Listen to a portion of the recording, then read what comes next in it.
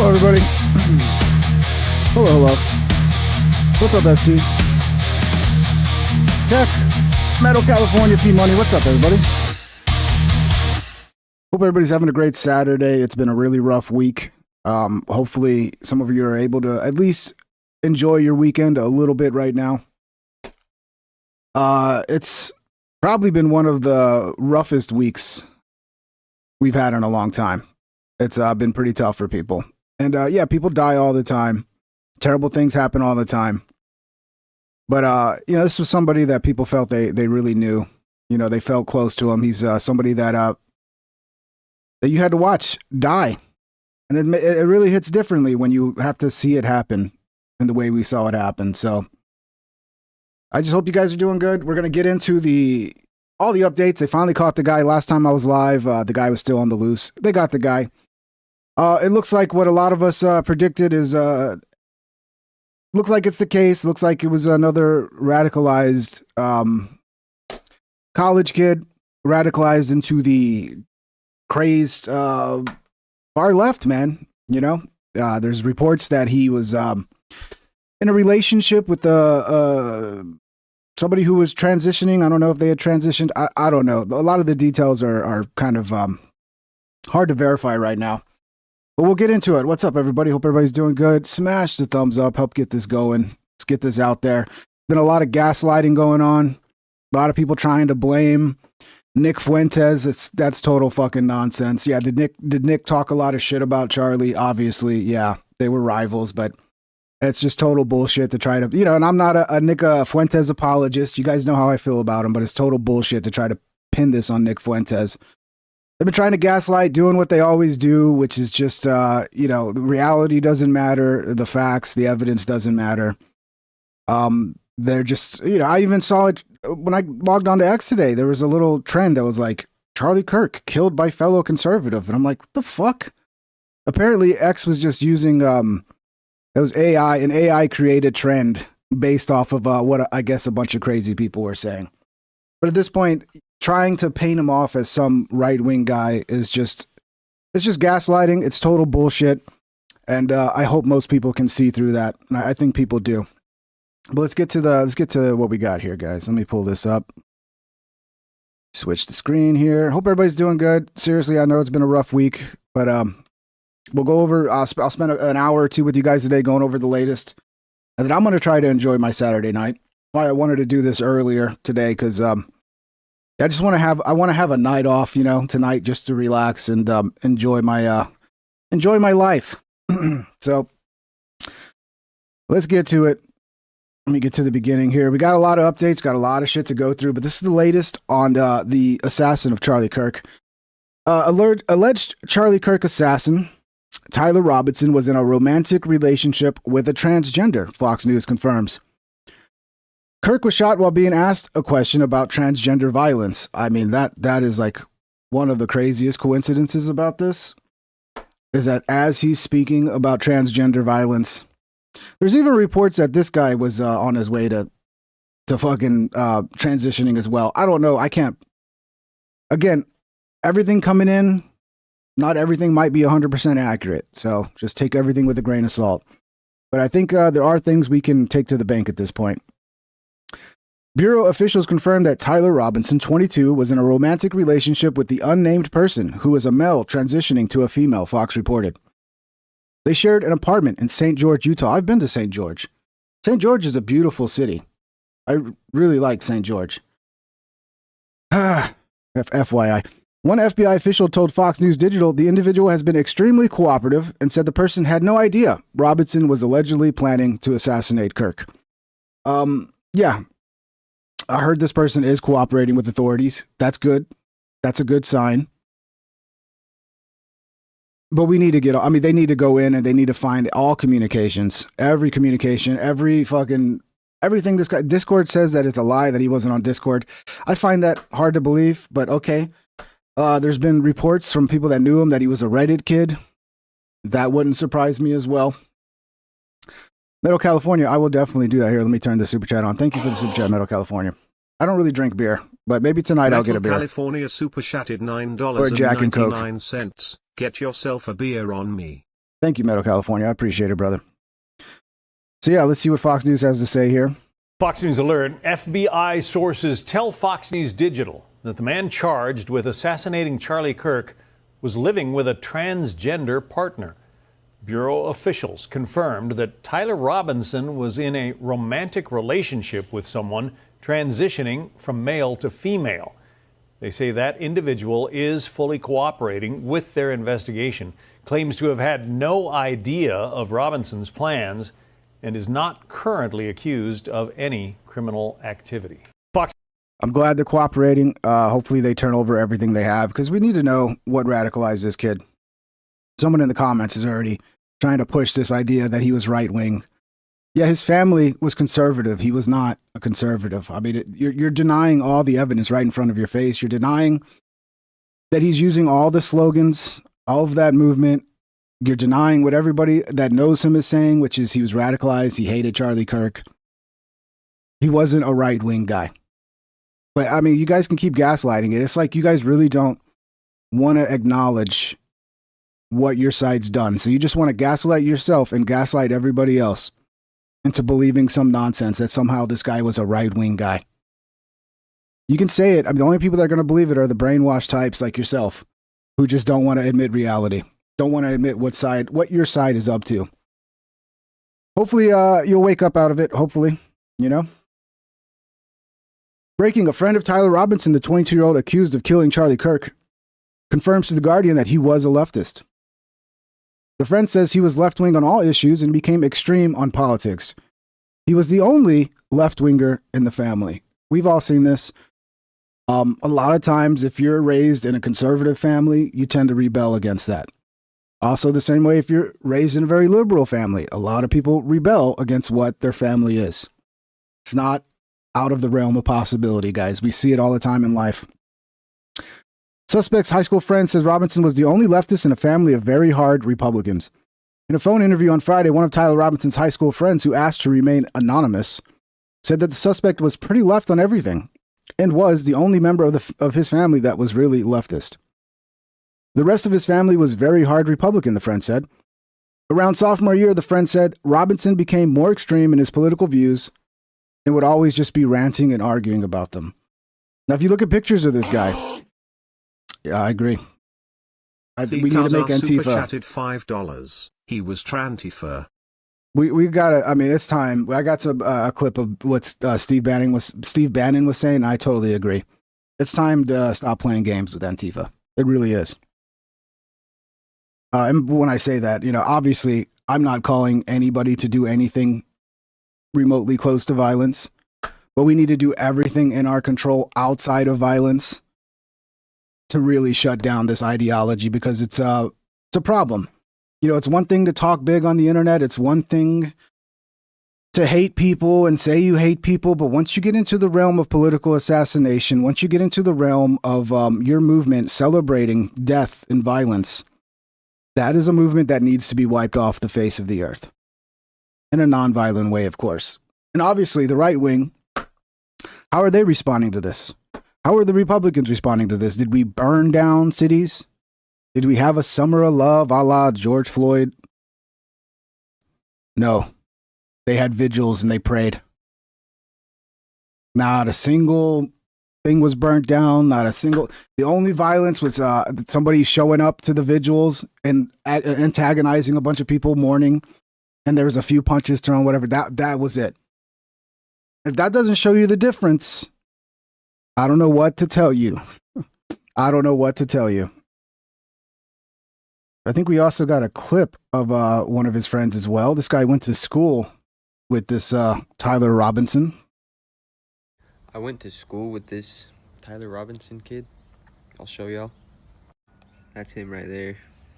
Tyler Robinson. I'm not trying to like clout chase, make this shit about me, but I'm not gonna say I knew this kid really well. I didn't know him very well at all, but I definitely saw him for like 3 straight years in high school. And the best way I could describe him is just like a Reddit kid. I don't know, I feel like if you were in high school around that same time, and even probably now, like 2018, and then like, you know, those kinds of kids, but that's exactly what he was. All I'm gonna say is this is the kind of shit that happens when you spend way too much time online and all of a sudden your beliefs are all the way this way or all the way this way, and you do some dramatic shit to please these people that are not your friends. This internet shit is seriously no joke. Dude, Reddit is filled with some of the biggest wackadoos the world has ever seen. People talked a lot of shit because when I reacted to that elephant graveyard video, and I pointed out, like, this is that Reddit crowd, the crazy leftist Reddit crowd. They're fucking deranged. They hate Joe Rogan because Joe Rogan has a different fucking political opinion. That's what's at the heart of it. But people are like, oh no, Joe Rogan just ain't funny. You suck. I'm like, I'm sorry for pointing out reality to you guys. And a lot of the issues I have with this channel is because I had the blessing of a lot of my videos going viral because of Reddit. A lot of people would post my videos to Reddit. I wish they hadn't at this point. I mean, I did it myself early on as well. I didn't realize Reddit was filled with psychopaths. And a lot of my subscribers came from Reddit. Like, there's probably 150,000 subscribers I have that are just from Reddit. I don't know the exact number.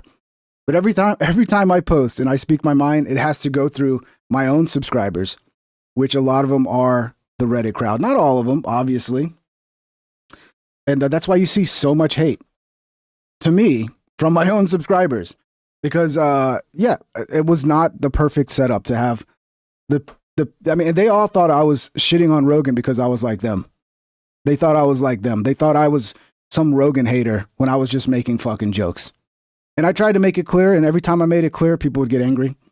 Like when I made my first time I got a shout out from Rogan, and I said, that I was honored and I'm a fan of Rogan and Alex Jones. Man, got a lot of hate for that.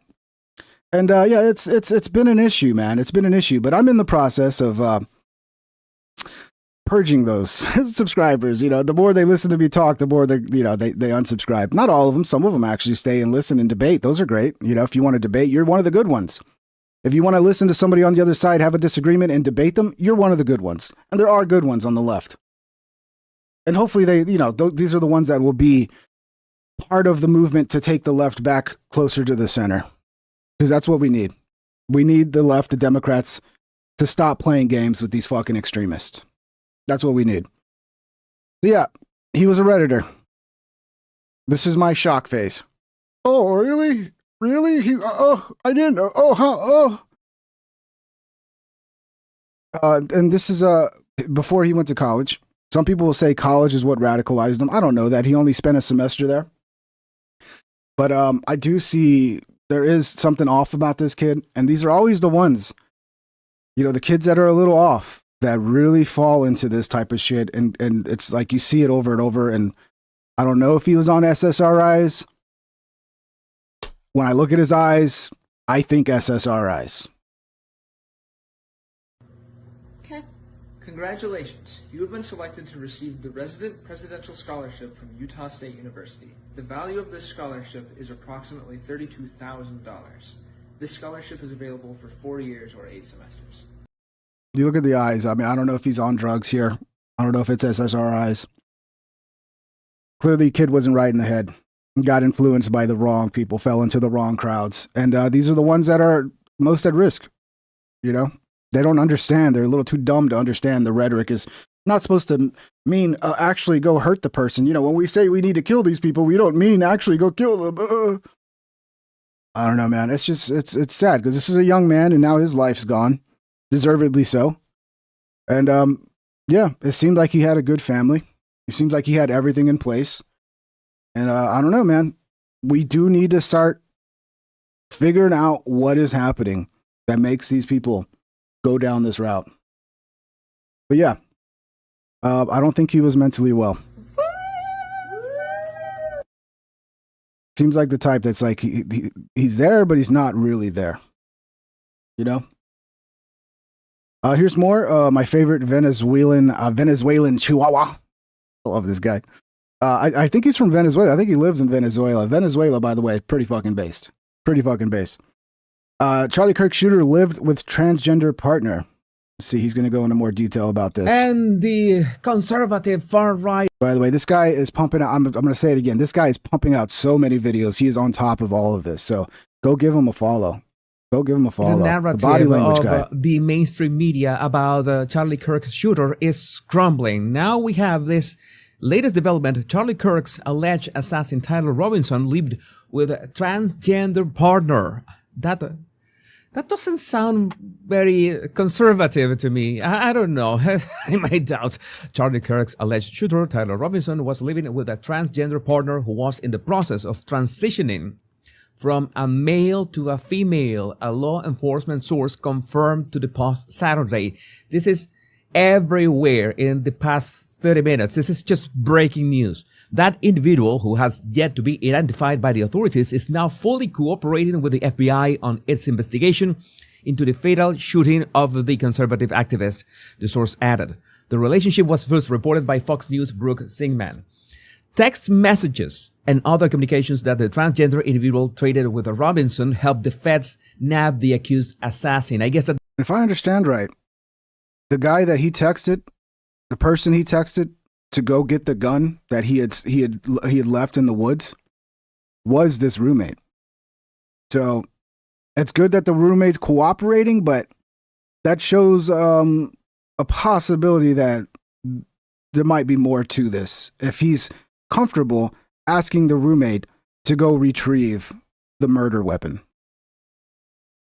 that's how they Unless I got something wrong, it was somebody else, but I'm pretty sure it was the roommate. could pinpoint Robinson's phone, and that's the way that they delayed that press conference the day before they caught him, so they could ping his phone and ultimately, well, locate him. And I guess that was part of the operation that force. We know that we still are a bit murky about the situation, how his father turned him in. Federal and state authorities revealed during a Friday press conference that a roommate, quote unquote, cooperating with their investigation, revealed communications from a contact named Tyler that described bullet casings similar to those found at the scene and discussed the need to retrieve a rifle from a drop point. And that is something that needs to be said about what the CEOs or the owners of Discord, which is the app that they were using to communicate. They are claiming that at no point there are messages on Discord that pointed about any sort of planning of this assassination. They're saying that. So the brief of the FBI, what we know, it sounded like they were communicating on Discord. Yeah, I mean, allegedly, possibly, I don't want to get sued. Is it possible that Discord might be lying because they don't want to get heat? Discord, we get it, dude. We get it. But if they're lying, I mean, that's going to just make it even worse. But maybe they're right. Maybe there was nothing on Discord. About the assassination. This is important. About the assassination, but according to the people at Discord, nothing was happening there. I don't know. I don't buy it. I want more information. Me neither, I want brother. more into this because it's obvious. When you look at the whole picture, it's obvious that he had been radicalized either on Discord or on Reddit or who knows where else. But that was happening right there. So we know that about the roommate and further details. This is the thing that I realized, and this is a video that I was going to make maybe with a bit more patience, but you know how these days you just have to jump in and begin to report on this because there's so much misinformation being pushed out there, especially about the claims that this guy was, Tyler Robinson was far right. There's so many misinformation. I have right here now. I'm going to do this in real time. I wanted to share with you this. I'm going to do this right now.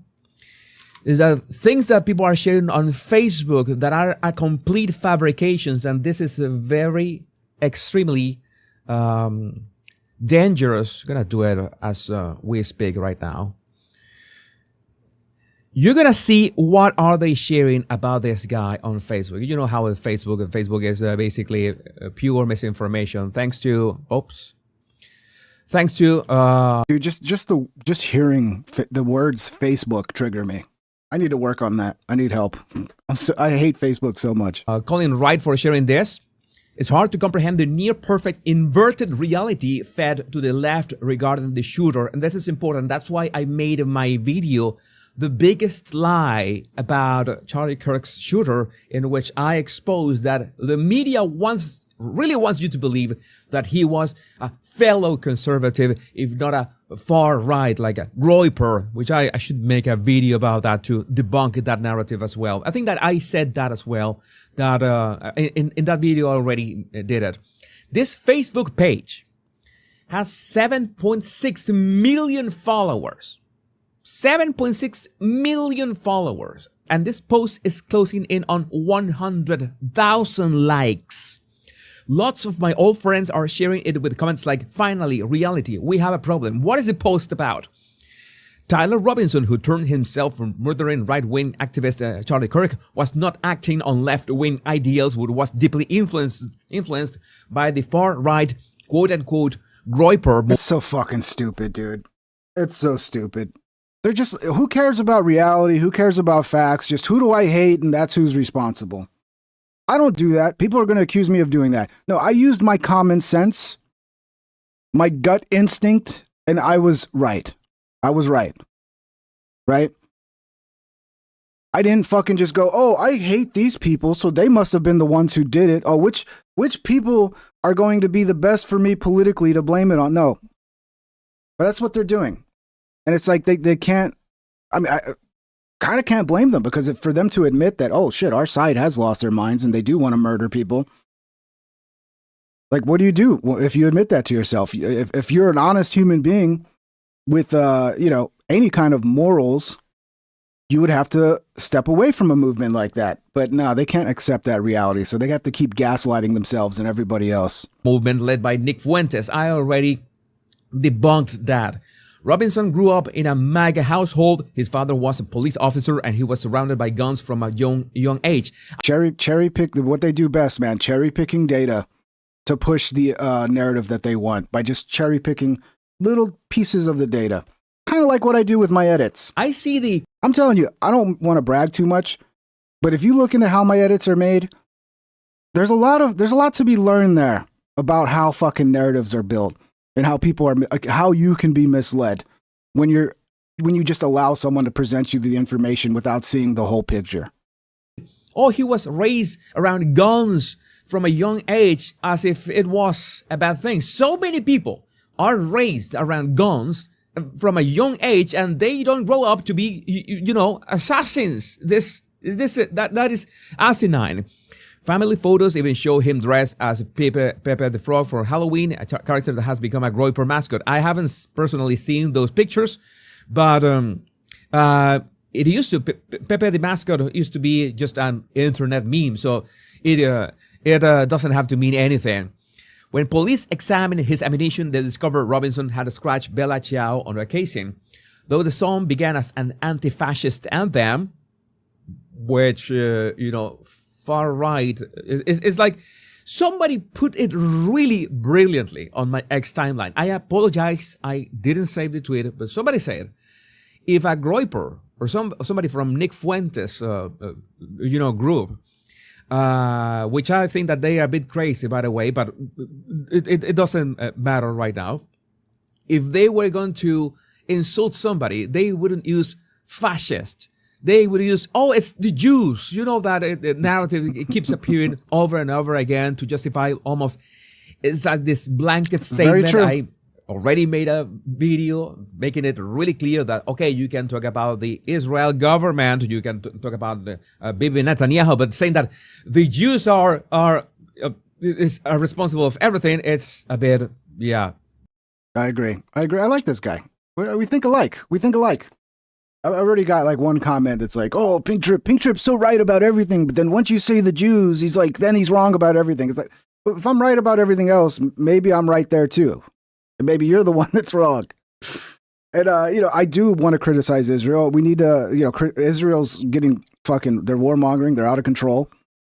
But, you guys discredit the actual real criticisms of Israel. in their policy and the wars that they're bombing. It's like, if you care about it, then yeah, it's very important that you use the right language that doesn't discredit the message. But yeah, I'm already I always get attacked for that. It's the people. I swear to God, it's either the like far left crazies or like the Jews run the world types that attack me all the time. No, like wake it's up. fine. God bless you guys. God bless you. It's not like that. So it has been co-opted, this song Bella Ciao, into the online ecosystems of groypers and incels. They're making this up. This is absolutely made up. And it even shows up on the Groyper War playlist on Spotify. This mix of memes, music, and menace reflects how the far right glamorizes violence and recruits followers while hiding behind irony. This is the thing that I told you so many times. And this is one of the things that upsets me so much. Of course, I am upset by Charlie Kirk being dead. One of these detractors put his greatest hits, like if it was a bad thing, all the things out of context that he said. And even if they were out of context, which they are not, he posted those in bad faith. I said, well, this still makes sense, like 80% of them. So it's incredible. I'm upset about that, but I'm also upset at the amount of misinformation that is out there, and so many people pushing for their own agenda. I just saw a video. We gotta stop using the word misinformation. That is a leftist word. That is, we just say lying. Just say there's people lying. Seriously, no more misinformation. We got to get rid of that word. I'm not going to mention they're liars. Show the account because that is more exposure. That's what they want. Of a guy that said, "Oh, did you see that guy with a cell phone, a mobile phone? That was a mini gun that they used to kill Charlie from the side. The sniper was a decoy." Yeah, it was just to bring attention to his channel. That is a channel about something absolutely unrelated. That's something that triggers me a lot because I cannot stand misleading information. When I find something that I'm not sure of, I will tell you. I have no idea if this is true or not, and I have made enough videos in that light. When I'm sure of something, if I can put my expertise to it, behind it, I will do it. And this is the thing that I'm telling you. They're pushing this narrative. Again, at some point, I told you that maybe you can share my videos with your liberal friends and family. I don't know. In so many instances, it's almost a lost cause. But if you think that my videos can help, can help them see things as they are, because that's the only thing that I'm doing, well, I think it could be a good idea. It's important to understand that we are sharing, or at least what I am sharing, it's the latest developments of what is going on. I have to make a video because I need to study the footage better about a drone that was flying over the crowd the moment that Charlie Kirk was shot. And what was really, really odd, because if that's true, if there was an actual drone, then people are saying, well, maybe if it was a drone from TP USA that were... that was my first thought, was like, well, they're at an event, they have a professional film crew. Drones are part of the kit of a professional film crew because you want to capture, B-roll of the crowd from above. It just gives you great shots to use in your footage. Yeah, I don't know. Recording what they were doing, the event, that's the thing. But then TP USA would have come out saying that, yeah, it was our drone. But nobody has come forward saying that, oh, yeah, that was our drone. And it seemed. Yeah. So, yeah, just wanted to share some more of what this guy was saying. But yeah, there's no doubt. There's no doubt this guy was not a fucking right-wing conservative. This was a kid radicalized by the left. And we'll show you, in my opinion, what helped to radicalize this kid. We're going to get into it. Some of this is out of order because I got a bunch of bookmarks. So, here's Trump talking about this. He says Trump has announced that George Soros and his entire network will be investigated under RICO charges. I hope that's not just lip service. I hope it's not. I had one the other night. I went into a restaurant, and this woman stood up. I looked at her immediately. She had money. She wasn't serious. They get paid for it. They're professional from Soros and other people. And we're going to look into Soros because I think it's a RICO case against him and other people. Because this is more than like What country kicked Soros out? Like, was it Poland? We need to do that. We need to do that. It's very clear Soros' whole fucking business strategy is to destroy things so he can buy them cheaply. Why would we allow somebody like that to come in with the amount of wealth they have and do fucking just wreck, havoc across your country and buy DAs and buy fucking judges? It's like, this guy needs to go. You're banished from America, bro.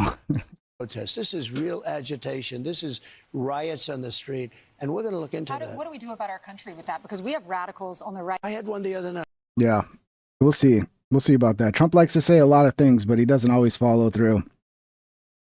Here's, again, what I think is a big part of what's radicalizing these people: the media, the institutions, the colleges, the schools, but big time, the media. Let's listen to 5 minutes of the media talking about us. We have to start calling his supporters racist as well. That MAGA symbol has come to represent something. It is the new Nazi symbol. It is the new hood. Because they're not a party, right? They're Sinn Féin to the IRA. They're the PLO to Hamas. They're a dime store front for a terrorist movement. The Republican Party is basically a domestic terrorist cell at this point, and they should be treated as such. There are elements of the GOP that are starting to look like the jihadists. Not a political party. They're a white nationalist movement. They're a fascist threat to our nation. That's not hyperbolic. That's academic. Would have once seemed hyperbolic, but it increasingly does feel like the Republican Party has become a... Is this the guy that got fired? Oh, I think this is the guy that got fired. We're going to check in with a lot of these people who are posting after this, who are posting that were happy. I don't know how else to put it. Condoning, they were happy about the murder of Charlie Kirk. And a lot of them are having their fuck around, find out moment right now. And of course, I told you they would make themselves into the victims, right? They're like, oh, I got fired for my free speech. It's like, look, once we're talking about violence, once we talk about promoting violence, glorifying violence, I don't give a fuck at that point. Go ahead, ban them. I'm probably one of the most free speech motherfuckers you'll meet.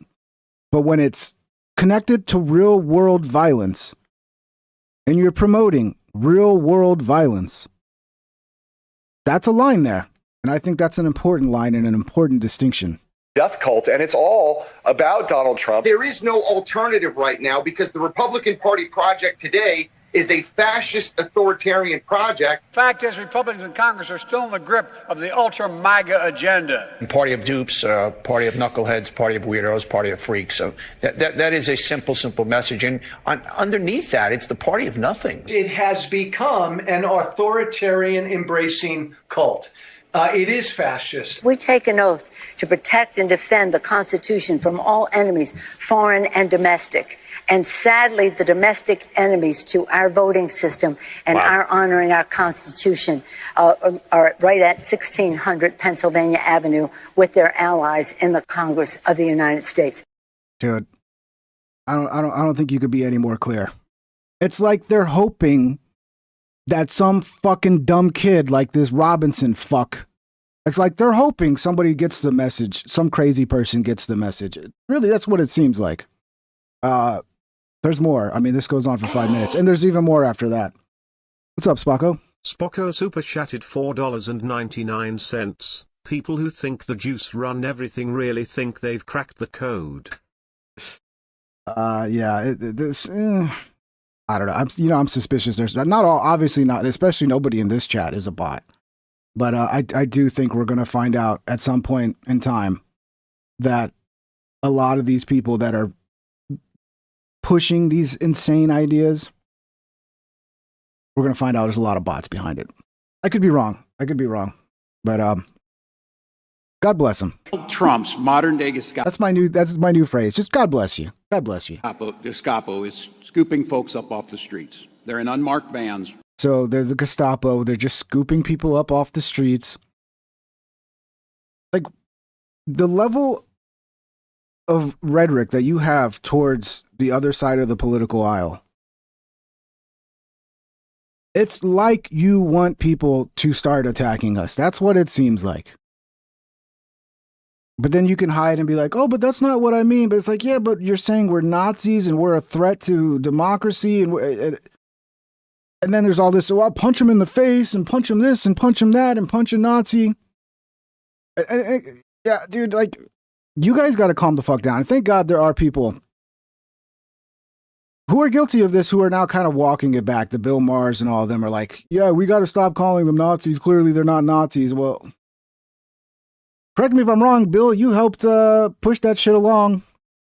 The Cenk Uyghurs, which we got an amazing clip coming up too of Cenk Uyghur getting wrecked, fucking bent over, which is not the right way to put it because Dave is a gay man.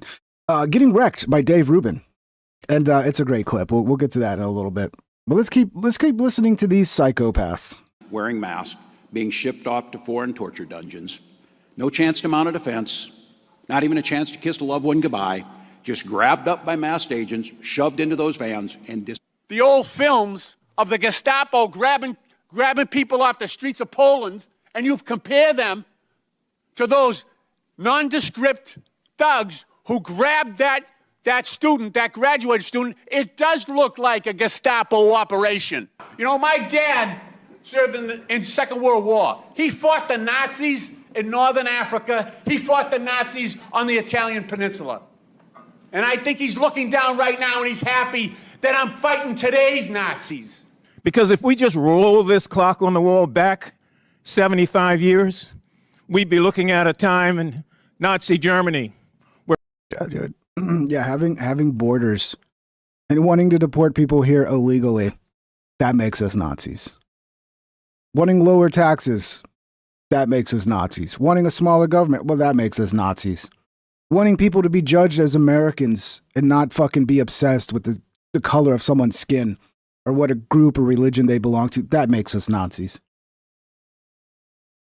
I wonder if they really believe this or if they just, I mean, were they just maybe playing a dangerous game where they're like, yeah, we got to use this language because it's really effective and just hopefully nobody really actually believes it and does anything about it. Well, unfortunately, some people believed it. Where people ran around with signs like this new ICE sign that says report all foreign invaders to ICE, with Uncle Sam there holding up the sign. This could have been a Gestapo member 75 years ago. Report all Jews. It's not just that Donald Trump poses a threat to democracy. It's that Donald Trump only cares about himself. This is a populist looking to serve his own interest and harm other people and dismantle our democracy and make it just about himself. This is a guy who's doing it on behalf of Putin. Do you think Trump cares about any of his supporters? I think he's only ever cared about himself. He's still a greasy pig. He's still a greasy pig. He said that a hallmark of strongman leaders is they don't care about their followers. Loathes Donald Trump. Things like a lunatic and a criminal, someone corrupt who's bankrupted people. That the goal for all of us to save our republic has to be to keep Donald Trump far away, make sure he never gets anywhere near the Oval Office again. The threat that Donald Trump is to this. The people on the right got to be careful about their language too. Like, I know there are people posting, this is war, this is civil war. Be careful with your language. I know a lot of people when they say this is war, I understand you're riled up and all that.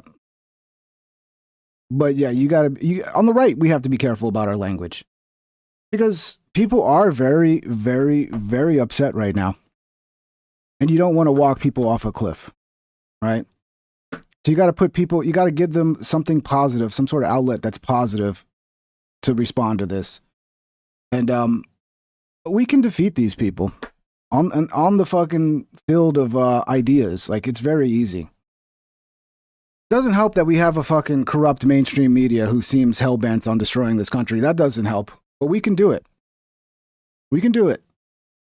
Nation. Cults of authoritarian personality in league with autocrats and kleptocrats and dictators all over the world. Everybody has to follow Donald Trump like a monarch. That's what the election is going to be about. Democracy and freedom versus dictatorship and authoritarianism. We want to remain a democracy, or do we want to take this hard turn into an autocracy and taking direct aim at our democracy? There are autocratic-leaning remarks he has made in recent weeks and months, such as ones that echo Hitler. Extreme measures taken to fundamentally change the course of the country, or we're all going to die. Trying to get rid She's the worst, dude. That's about as much. There's still 2 minutes left of this. We'll move on. I think we get the point. Here's Tim Pool defending Nick Fuentes. A lot of you Groyper fans, you guys got to stop attacking the people who are legitimately like have a lot of agreements with you. We just disagree on like the rhetoric and the identity politics aspect of it. Because in these situations, we are the honest people who will say, no, Nick fucking Fuentes had nothing to do with this. And you guys are fucking dumb for trying to say so. And you're lucky I'm not a fucking, spiteful person that's just going to be like I love Owen, but Owen Benjamin's being a little spiteful with Nick. And I get it. He's been attacked so much by the Groypers, but that's what happens. You guys attack us so fucking hard. Sometimes people get spiteful. But I will say 100% for the record, it's fucking ridiculous to try to lay this at the feet of Nick Fuentes and his movement. No matter how much you disagree with them, how much you think they're pretty retarded. And, that little movement's going to be responsible for bringing our side further to the right, just the same way the left keeps going way out there. Like there is a thing there where it's like, yeah, I don't want to do the same thing the left is doing and just keep going further extreme. It's like, it's not helpful. But no, Nick Fuentes had nothing to do with this, and it's fucking horseshit, dude. This is a Newsweek piece. What is a Groyper? What to know about Nick Fuentes' alt-right movement. Now, the reason that they're talking about this at all is because there are people out there trying to make the argument that this kid wasn't a leftist, that he didn't have any. I want to apologize to Phil. I said I talked a lot of shit the other day about Phil. I said he was boring and he's a waste of space. He shouldn't even be on the show or something like that. I'm sorry, Phil. I got carried away. I just got mad because you cut off Alex Stein when he was having a fucking fun rant that made the show entertaining. Okay? Sorry, I got upset. Sometimes I get a little too free with the lips. I talk a little too much shit. But, at the end of the day, I mean well. Okay? Any left-leaning ideas that the kid was actually so far right that he thought that Charlie Kirk was not far right enough. And like Newsweek thinks that's what it was. It was a guy that was so far right. It was oh my God. Their audience are idiots, quite frankly. That's what this article is. I think everyone knew what happened on Wednesday. This Groyper psyop is vomitous. This is a Newsweek piece. Only Tim could come up with a term like that. It's vomitous. Okay, Tim. Nice word. Good job. Good job pulling that one out. Yeah, but even Tim Pool as defending Fuentes, they're pretty far off. Even Ben Shapiro is coming out and saying that's not the Groypers, dumbasses. We heard, here's what I was told so far, and I'll tell you what was wrong. First, I heard he's a registered Republican. Not true. Okay. Then he was a donor to Trump. Not true. His father works in the sheriff's office. Not true. There was a picture of him wearing a pro-Trump shirt. Not true. Member of the Democratic Socialists of America. Not true. We don't know what he is. Well, how are you so sure he's of the left? Now, I agree when you write on a bullet, what did he write on the bullet? Catch this fascist, which is also a game. Yeah, that's what people on the right say, right? He's definitely a right-wing guy when he's writing that, dude. And then he was like, notices bulge, ooh, like that's basically saying the guy is into trans females. Now, I'm not saying there aren't people on the right who are into trans females, but this kid was definitely not a right-winger. His family was. He wasn't. I know that's a hard concept to understand, guys. Okay, I know it's so difficult to understand. A kid would actually rebel against his parents and what they believe. Yeah, but it happens all the time, guys. Gamer thing. Okay, every day it happens. I'm hearing he may have been part of that group for whom Charlie Kirk was not right-wing enough. You mean the Groypers? Yes. I mean, so that would. You're sure he's not that? I'm not sure that he's not that. A minute ago you were sure what he was. Hold on, Bill. Hold on. Okay, because I've been. You were. The extreme high likelihood, given the fact that he said to his family that Charlie Kirk was too hateful, is that he was not a Groyper, because the Groypers would have said that Charlie wasn't hateful enough. Okay, let's be I know this movement. I think Ben knows him really well. I think Ben knows him well because they're probably in his comment section every day like crazy. Yeah, look, if even Ben Shapiro, who would love to throw the Groypers under the bus, are willing to say it wasn't the Groypers, come on. Let's stop playing this stupid fucking game. All right, let's get back to the facts. Let's get back to what's obviously right in front of our face. That ain't it, dude. What else we got here? Even somebody on CNN is like, the Groypers, come on, they're grasping at vapor. I have to ask you this because a lot of people are asking what this means. A lot of people are talking about this word Groyper. What does that even mean? And could this man be one of them? Yeah. All this stuff used to be so fringe, and now it's like at the center of politics, and it's a little bit difficult for me to believe. It is a little wild. But Groypers are the fans of the far-right podcaster Nick Fuentes. He's been around for a very long time. He was at Charlottesville. He was at Jan 6. Fuentes has long had a feud with Charlie Kirk, or had. He would show at his events. His fans would show up at their events, and they would ask Kirk leading questions intended to trigger Kirk into moving further to the right, particularly on immigration and gay rights. So Fuentes has totally disavowed. Yeah, it's because I fucked with the... People keep saying my color's off. Yeah, because I fucked with the colors, guys. Okay? I fucked with the colors. I'm trying to like find a camera setup that looks good. So yeah, I'm out of The Simpsons today, guys. My color's off. Yeah, because I fucked with the colors. That's not a blue light. That's not a fuchsia purple light. That's a blue light. Right? I don't know. I'm trying to fuck with the colors. I'm dealing with a shitty webcam, and I'm trying to figure out how to make it look the best. What I need to do is just spend some money and get a fucking GoPro or something, which I'll do soon. But yeah, I'm experimenting, guys. You know, everything's a work in progress. This violence, he made a very forceful statement against that last night. But people are trying to tie this shooter to the Groypers because, and this is a little obscure, he posed in a squat in an Adidas tracksuit for a Halloween costume. His mom posted that he was being a man in a meme. Yeah, people have seen pictures of Pepe the Frog associated with the alt-right, dressed in that same tracksuit doing the squat. However, that meme itself is a reference to Eastern Europeans posing like that in Adidas tracksuits. So, like, again, like it's like grasping at. Yeah, I mean, it's also mixed up. And yeah, so if even CNN is like, it's not the Groypers. But they're going to keep going with it because, you know, again, truth, reality doesn't matter. What matters is winning their fucking culture war. Here's more of, I think this is more of the left, basically, using their fucked up language to call us Nazis, etc., etc. Inscriptions on the 3 unfired casings read, "Hey fascist!" ! Catch! ! Do you think Donald Trump is a fascist? Yes, I do. No one has ever been more dangerous to this country than Donald Trump, and he is a fascist to his core. Hey, let me shut down the city! We are at war! We're in a war right now. We are at war. So you have to be willing to do whatever is necessary in order to save the country.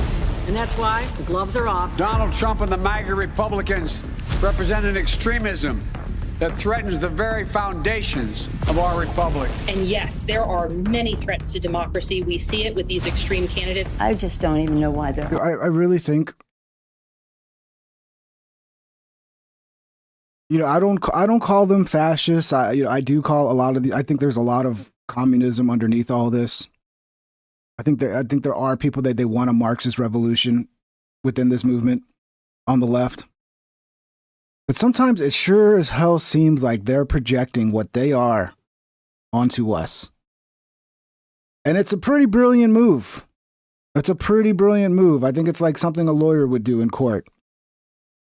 But the more the more life I live, every year goes by, it really does seem like everything they are calling us is just a projection.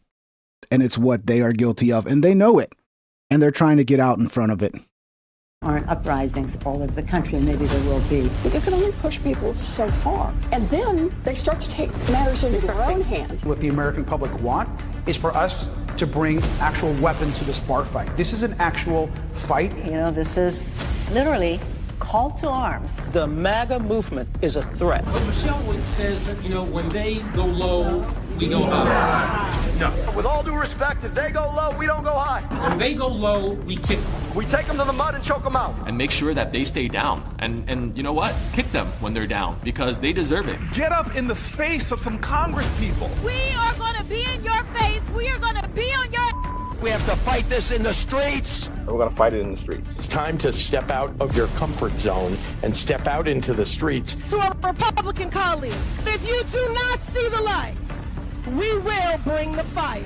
Resist! You and your little friend off of Twitter. Yeah. It's do we remember 2020? Do we remember the summer of love? They listened. They listened. That's one of the most striking things about this is you look at the response. It's people praying. It's people out there singing Amazing Grace, holding candles, crying together. It's not people burning down their fucking city, attacking people. If you don't see the difference, man, I don't know. Maybe you just need more time. But I think a lot of people, thank God. And we'll play some videos of these people who are seeing it now. A lot of people are seeing it. We need people to wake up. Y'all about to find out. And if you see anybody from that cabinet in a restaurant, in a department store, at a gasoline station, you get out and you create a crowd. And you push back on them. And you tell them they're not welcome anymore, anywhere. He's not going to have a third term. He may not finish this term. Yes, the last few days you woke up thinking there might be news. Just saying. Yeah. I wonder if Tim Walz was happy that Charlie Kirk was murdered because to him, it would have been good news to wake up and find out the president of the United States was dead. Remember when they put that bullshit fucking trend all over X? Trump's dead. And it was just I don't know. It seemed like I was awake when that trend kicked off. It felt like a bot push trend to me. I was seeing posts with like 60 comments, but like 80,000 likes. And I'm like, are these bots that are like going to work at 3 a.m. to get this trending? Sure felt like it. Obviously, there's real retards within that movement as well, but it sure seemed like a bot pushed trend. There will be news sometime, just so you know. There will be news. So there will be news about Trump dying? I don't know. This guy, Tim Walz, is really sus. When you look at the guy, the assassin in Minnesota who went around assassinating, what did he get? A couple legislators, like state legislators. That guy used to work for Tim Walz. There's a conspiracy there that's pretty dark that I can't confirm, but I'm really sussed out with that fucking Tim Walz guy right now, to be honest. And that's a great edit. Whoever did that edit did a great job. Tim Dillon, the voice of a generation. Let's see what Tim Dillon has to say. Tim's always great with these things, man. I'm not a sanctimonious guy. I dressed up as a dead healthcare CEO on Netflix. I'm not someone who is out there being a purveyor of good taste, but I just don't understand how after witnessing that murder, you could be gleefully celebrating this attack. I think you're at a very bad place spiritually, in your life if you're celebrating the murder of a person like that. I mean, again, this wasn't, a lot of what I do on the program, we make fun of the news, we make fun of what's happening. A lot of it's dark comedy. So I don't go out there and police people's reactions or tell them what to say. But if that's the first reaction you have to that video is to celebrate this, or, I mean, you can't be doing great. You can't be doing great. If if you're celebrating the murder of this man, I don't think you're at a good place in your life. And, I said it before. I stand by it, dude. If you're one of these people who is feeling joy over the murder of another human being who did nothing to you other than disagree with you, yeah, we need mental health facilities for these people. And people are like, oh, you want to do re-education? What do you want to do? We have fucking people who are so mentally ill, they want to murder you. Where they're so brazen, they'll go on TikTok to celebrate your death. I don't know. Those people might need mental health. They might need some time to get themselves straightened out. I don't think it's a terrible idea. At least I'm offering solutions, because what else do we do? What else do we do? Just keep yelling at them back and forth? Like, no, these people need mental health. They need help, you know? And exorcists, priests. And, and, you know, maybe some sort of military boot camp. That's what I think will I honestly think this will solve it. 6 months, mental health, real history. Teach them real history, not the bullshit left-wing version of history.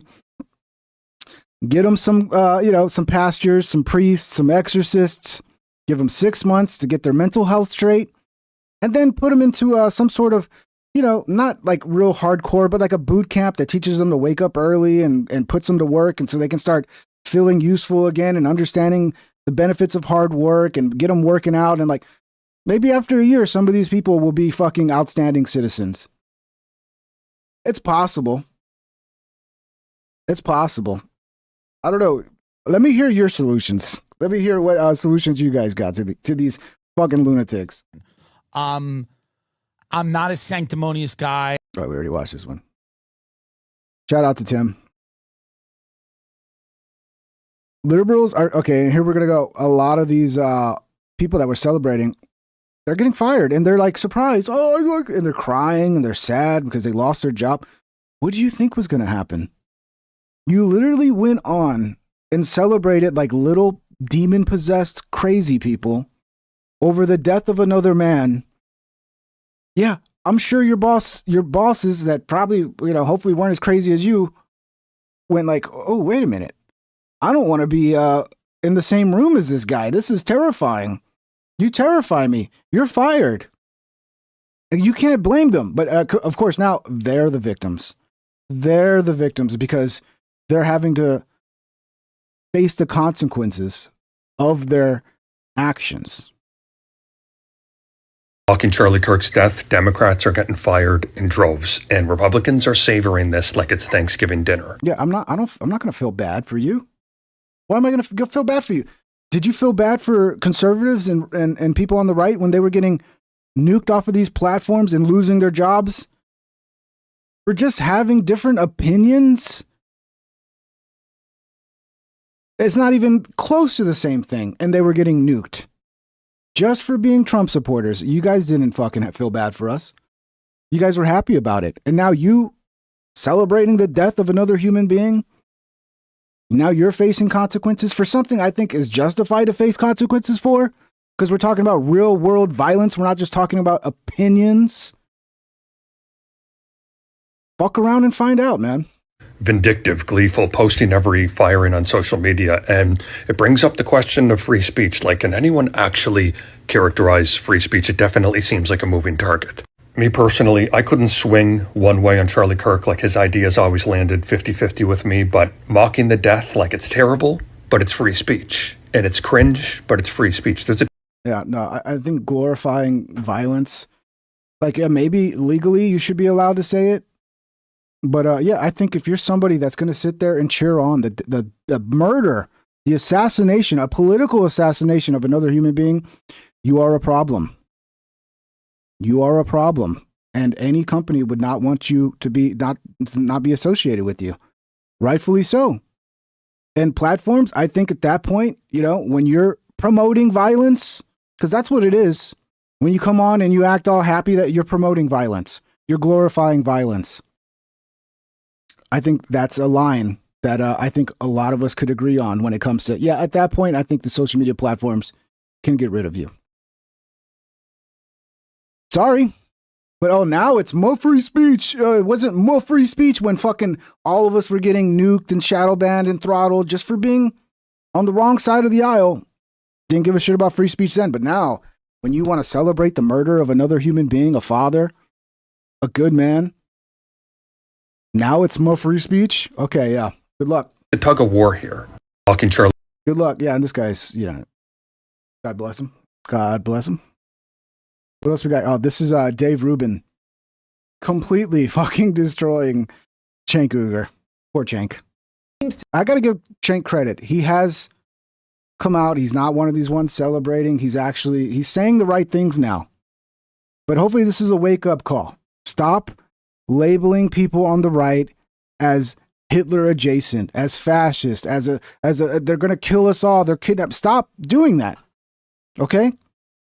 Hopefully people wake up and realize, oh shit, this is what could happen when we say these types of things. Yes, this is what could happen. Wake the fuck up. Come up with better arguments. Do some actual research as to what we really believe and face us and debate us on reality. Stop just making up boogeyman bullshit to try to scare people away from us. Because this is the result of that. Some dumb people are going to believe it. To me that everyone agrees that Donald Trump is not Hitler and his supporters are not Nazis. So with that in mind, I'd like to read some other headlines. These are video titles from Cenk's channel. And if in the spirit of reconciliation, maybe he wants to delete these things. Trump cuts anti-Nazi program. Trump spreading Nazi propaganda. Nazis encouraged by Trump's Charlottesville response. Trump defends Nazis, very fine people. That is the biggest political hoax ever. Trump retweets a neo-Nazi again. Trump disappoints neo-Nazi supporters. So these things don't come out of nowhere. I only blame one person at the end of the day for these murders, which is the crazy person who does the murders.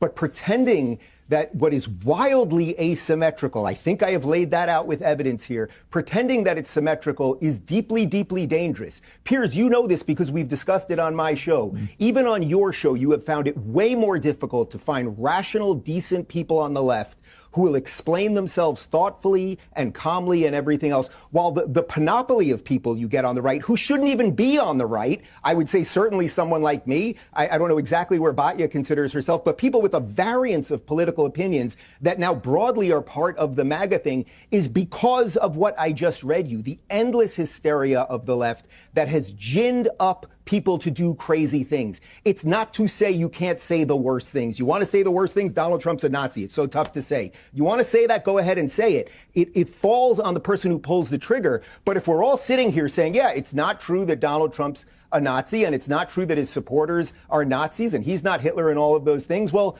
then before you get to reconciliation, a little bit of a mea culpa by some of us might be valuable. Cenk? Yeah, I mean, look at this. This is disgusting.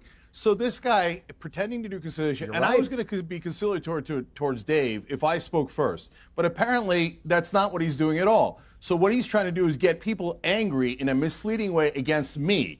Are you trying to get those people your to be titles? violent? Are those the titles of your videos? This is disgusting. No. So no. Let me explain. Let me explain. Those are your titles. No, buddy. let me explain. You're asking me a goddamn question, so let me explain while you're trying to get people to do violence against me. You're disgusting. So those are 80% of those titles. I've never called Trump a Nazi, and those titles were about neo-Nazi reactions. So what do you want us to do? Not tell you? Did he really never call Trump a Nazi? Really? I imagine there's a ton of clips now going around of Cenk calling Trump a Nazi. I find that hard to believe. Very fine What's people. actually happening? And so look, did Donald Trump side with neo-Nazis? Yes, he did say that. Incident in Charlottesville? So as we how about you handle this one instead of giving it to me?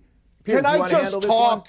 So this monster is trying to egg on violence. What did Donald Trump say after very fine people? And he won't even let me talk. I'm not talking about the neo-Nazis or the white supremacists who should be condemned completely. It's the biggest debunked conspiracy theory of all time. You're still pushing that now? You're still pushing the very fine people hoax now? I'm shocked even for you. Dave, no. Dave, shut up and let me answer your stupid question. So on that day, which now we're going back to that for no goddamn reason other than you're trying to get people angry at me for misleading things. I'm reading your titles. You should be angry at your titler. He did. Shut up and let me answer. So did he say there are very fine people on both sides? He did. So that's a fact. Now, who was he referring to? As we've explained on the Young Turks, he might have been referring to the people who were in favor of the Confederacy and came out there to support Confederate generals. I didn't find that to be any better. Those people were in favor of slavery. Those people lynched black people. So I'm not going to ever cheerlead for them, and I'm not ever going to shut up in the very next sentence, did he say, I'm not talking about the white supremacists or the neo-Nazis who should be condemned totally? And you are Yeah, I wish I had a longer clip. Somebody was saying the best part about Cenk is when he gets freaked out and starts yelling.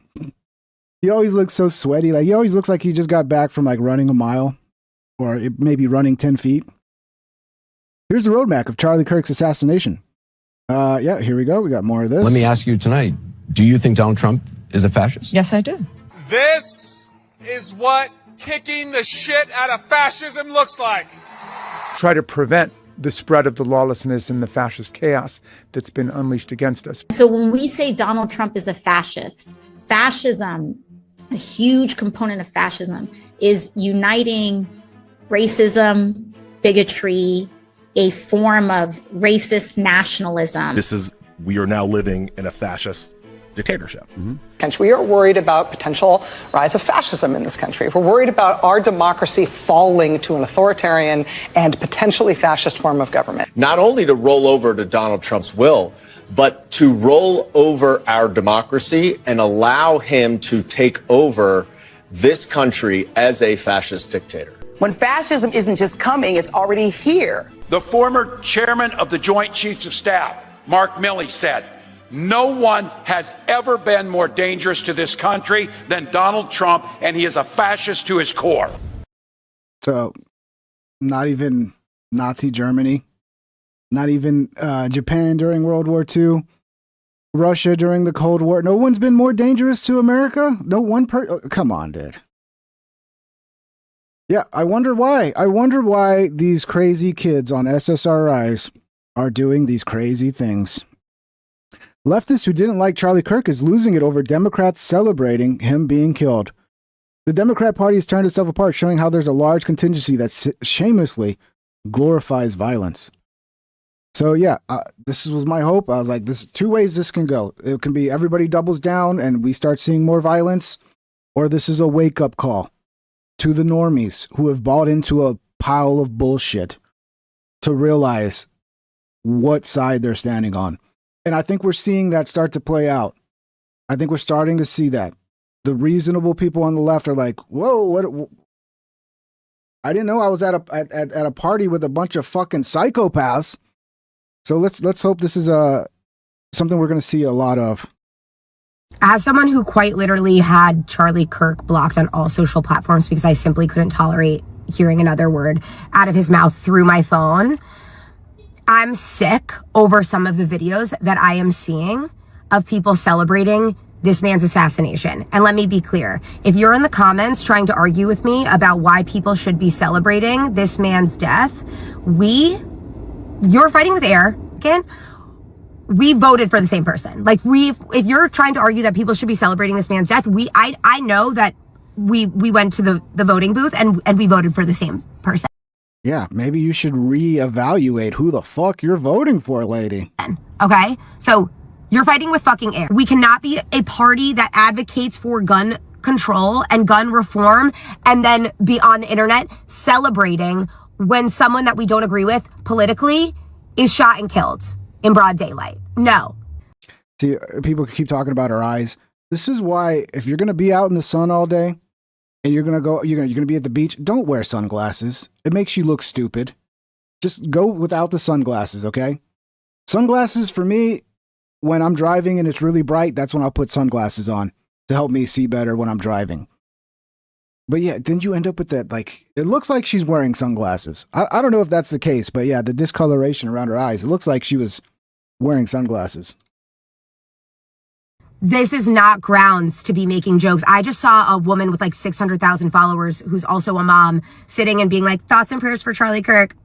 Like, sorry, what? What? We need to be really careful about how we are talking about this. Again, have had this man blocked for like over a year. I've known peace because I haven't had to hear a single word out of his mouth. We cannot get to a place where we are so intolerant of political figures that we get up and we shoot them. I'm sorry. No shit. Sorry, we've lost the fucking plot. I know I'm going to probably lose followers for this, and there's going to be people in my comments, again, trying to argue with me who... That's wow. That's one of the themes from these people is like, I'm losing so many followers for calling out the rhetoric around Charlie Kirk's death. It's like, Yeah, you have a bunch of crazy people following you. All right, that's good. Sometimes losing followers is not a bad thing. Sometimes it's not. When you're playing to a crowd of crazy people, it's kind of good if you can find a way to get rid of them. Not a bad thing.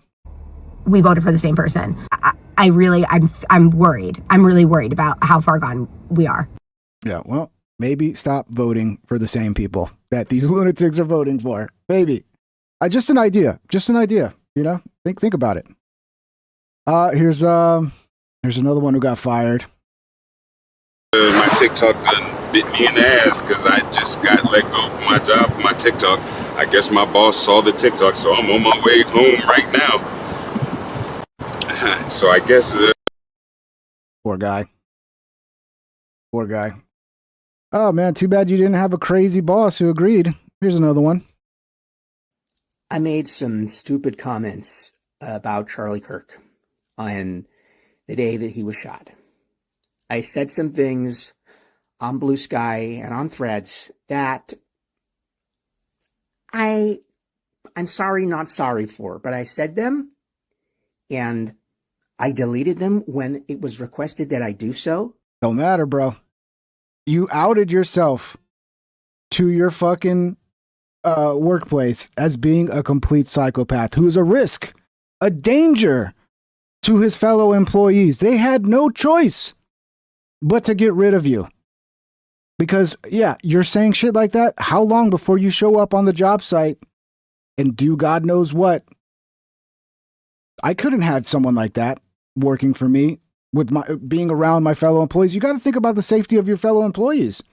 And whether you want to accept it or not, when you behave that way, when you take joy over the murder of another human being, that is a warning sign for other people to go, whoa, maybe we should stop inviting Troy over here to our fucking house to have dinner. Okay, maybe it's not really safe to be around Troy. He's jacking it to the murder of a fucking human being for simply having the wrong opinion. Yeah. You played yourself, idiot. Congratulations. By my employer. And then today, on a weekend. Oh, no. On a weekend. Oh, no. I'm told that I am no longer employed at Microsoft. After 6 years. Building the diversity, equity, and inclusion department from scratch. Watch, they'll say, I'm the bad guy. You're celebrating people losing their jobs. Yes. Fuck these people. I lose my job because one of you, some random person, reports my posts to my employer, goes out of their way to find out where I work and takes my job. Oh, I'm the victim now, guys. I'm the victim. Takes my security away from me for a thought, for an opinion, and you talk about freedom of speech like you care about it. This is how dumb they are. They don't understand. Violence is the line. Most Americans are going to be okay. Oh, that's the line? Okay, calling for violence, promoting violence, glorifying violence. That's the line I think most Americans will agree with. Because you don't want to let that cat out of the fucking bag. All right? That puts us all at risk. Okay? Because there's a lot of idiots like this dumb kid in Utah who are going to take what you say and they're going to run with it. And they're going to have a mission that's not, that's not pretty for the rest of the world. So I think that's a line that most reasonable people, when it comes to free speech, can agree on. Okay? And if not, well, then we can disagree. And you're just going to take my money, my life, my food off my plate? No, not your life. You're still alive, buddy. You're fine. You go find another job. I'm sure, though. I mean, you guys, all of you pro-murdering types, you can go start your own companies.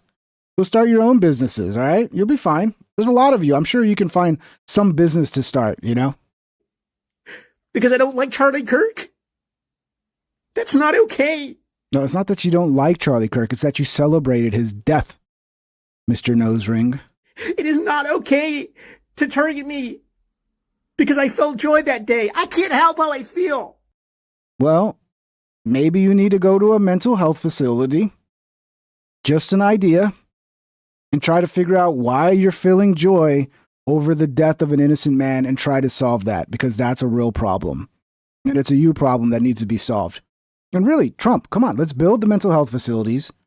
And, these types, broaden the definition of insanity if we have to. These types need help. They genuinely do. Not just for themselves, obviously for themselves, but also for all of humanity. We got to get these people some treatment. I felt joy. Yeah, you're a psycho. That's me. That's what I believe. Yeah, that's you. You're a psycho, and nobody wants to work with you, you fucking psycho. That's what I think of him. I can't help that. Yeah, well, see, you can disagree with somebody, right? Like, I disagree with Kamala Harris. I disagree with Joe Biden. I disagree with a lot of people. Do I want to see them murdered? Do I want to see them shot? No. And I would feel fucking empathy if I had to see that. Andrew Wilson. That's why everybody's afraid of you. They're afraid of you. On a weekend to avoid him going postal. Obvious mentally unstable. Dude, if I had an employee like this and this shit came up, I'd be like, holy shit, this guy might fucking go postal. This guy is mentally fucking deranged and we cannot have him at the office, dude. Let me call him right now and fire him and deliver his stuff so he doesn't even come to the office because I'm scared. I'm now scared for my life that this guy works with me. But I'm the victim. No, you're a terrifying psychopath that we're all terrified of. And you need to go get mental health. It'd be nice if you people didn't need the government to step in and lock you into a mental health facility and you could go get it yourself. But you need mental health treatment. Okay, SSRIs are not enough. Obviously, they don't work in a lot of cases. They seem to just make people crazier. So, I don't know. Again, 6 months, real therapy designed to get people out of their victim mentality mindset, real history classes, teaching them real history, priests, exorcists, all of it, just hit them with everything. And then boot camp, a nice little boot camp. It'll be like just camping out in the woods, but yet, you're exercising, you're learning what a hard work is, and how to. That's what we need to do it, guys. Come on, everybody share this with Trump. Share this with Trump. We need mental health facilities, and we need these people put in them. 6 months, and then 6 months of boot camp, guys. Share it with Trump. So I don't deserve a job? No, you don't. No one deserves a job. I mean, you either earn a job and then you do it. I mean, the company can just get rid of you. Like, that's how it works, right?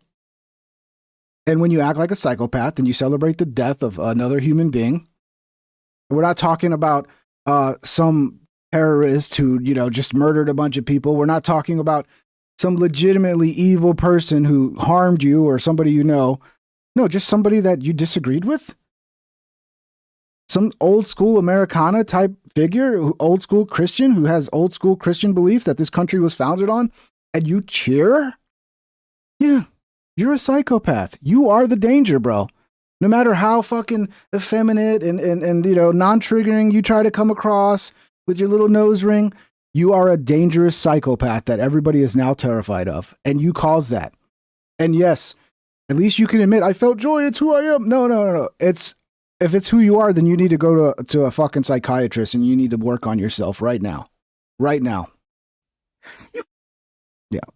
I mean, always the nose ring, guys. Always the nose ring. This is a legal mindset video talking about what can be done about all these threats. Corporate lawyer explains report Charlie Kirk threats. Let's see. I don't think I've seen this. Let's see what he says. We'll give it a shot. I haven't seen this one, so this might not be. I mean, usually legal mindsets videos are good. Threats related to Charlie Kirk must be reported. I'm going to explain to you today, from the perspective of a corporate attorney, how these things can and should and must be reported, and the effective steps to take to make sure that we see change here and see action in the. By the way, I think everybody knows who he is, but let me shout him out. Legal Mindset.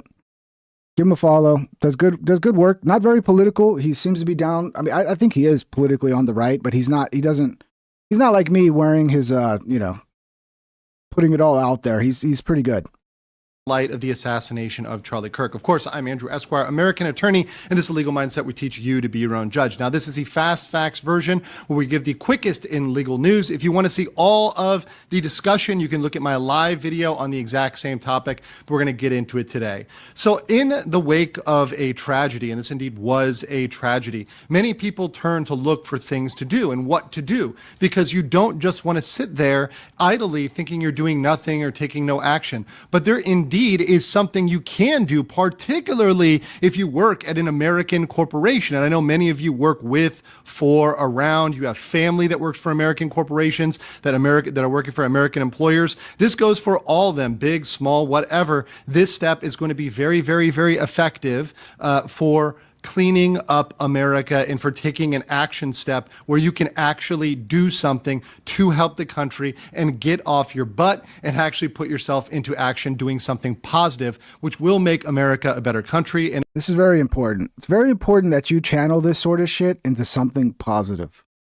Okay? You do have to, if you're feeling a lot of anger, you're feeling a lot of sorrow, whatever it is, channel that shit into something positive. Use it as fuel towards something positive.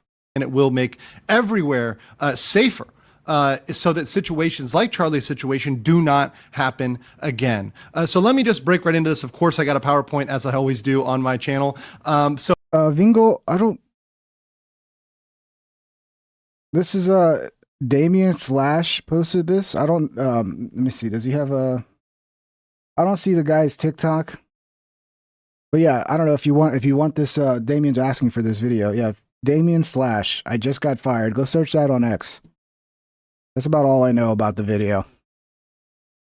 So we're going to get right into it. Now, Asmongold, the famous streamer, mentioned he had a little video, which I'll show in the live version, but I'll summarize it here, that where he was saying you needed to go to HR. And if you see people that are dropping threats, and you guys have seen these, I'll show an example of a threat or even a comment, a celebration, celebrating a murder, celebrating an assassination.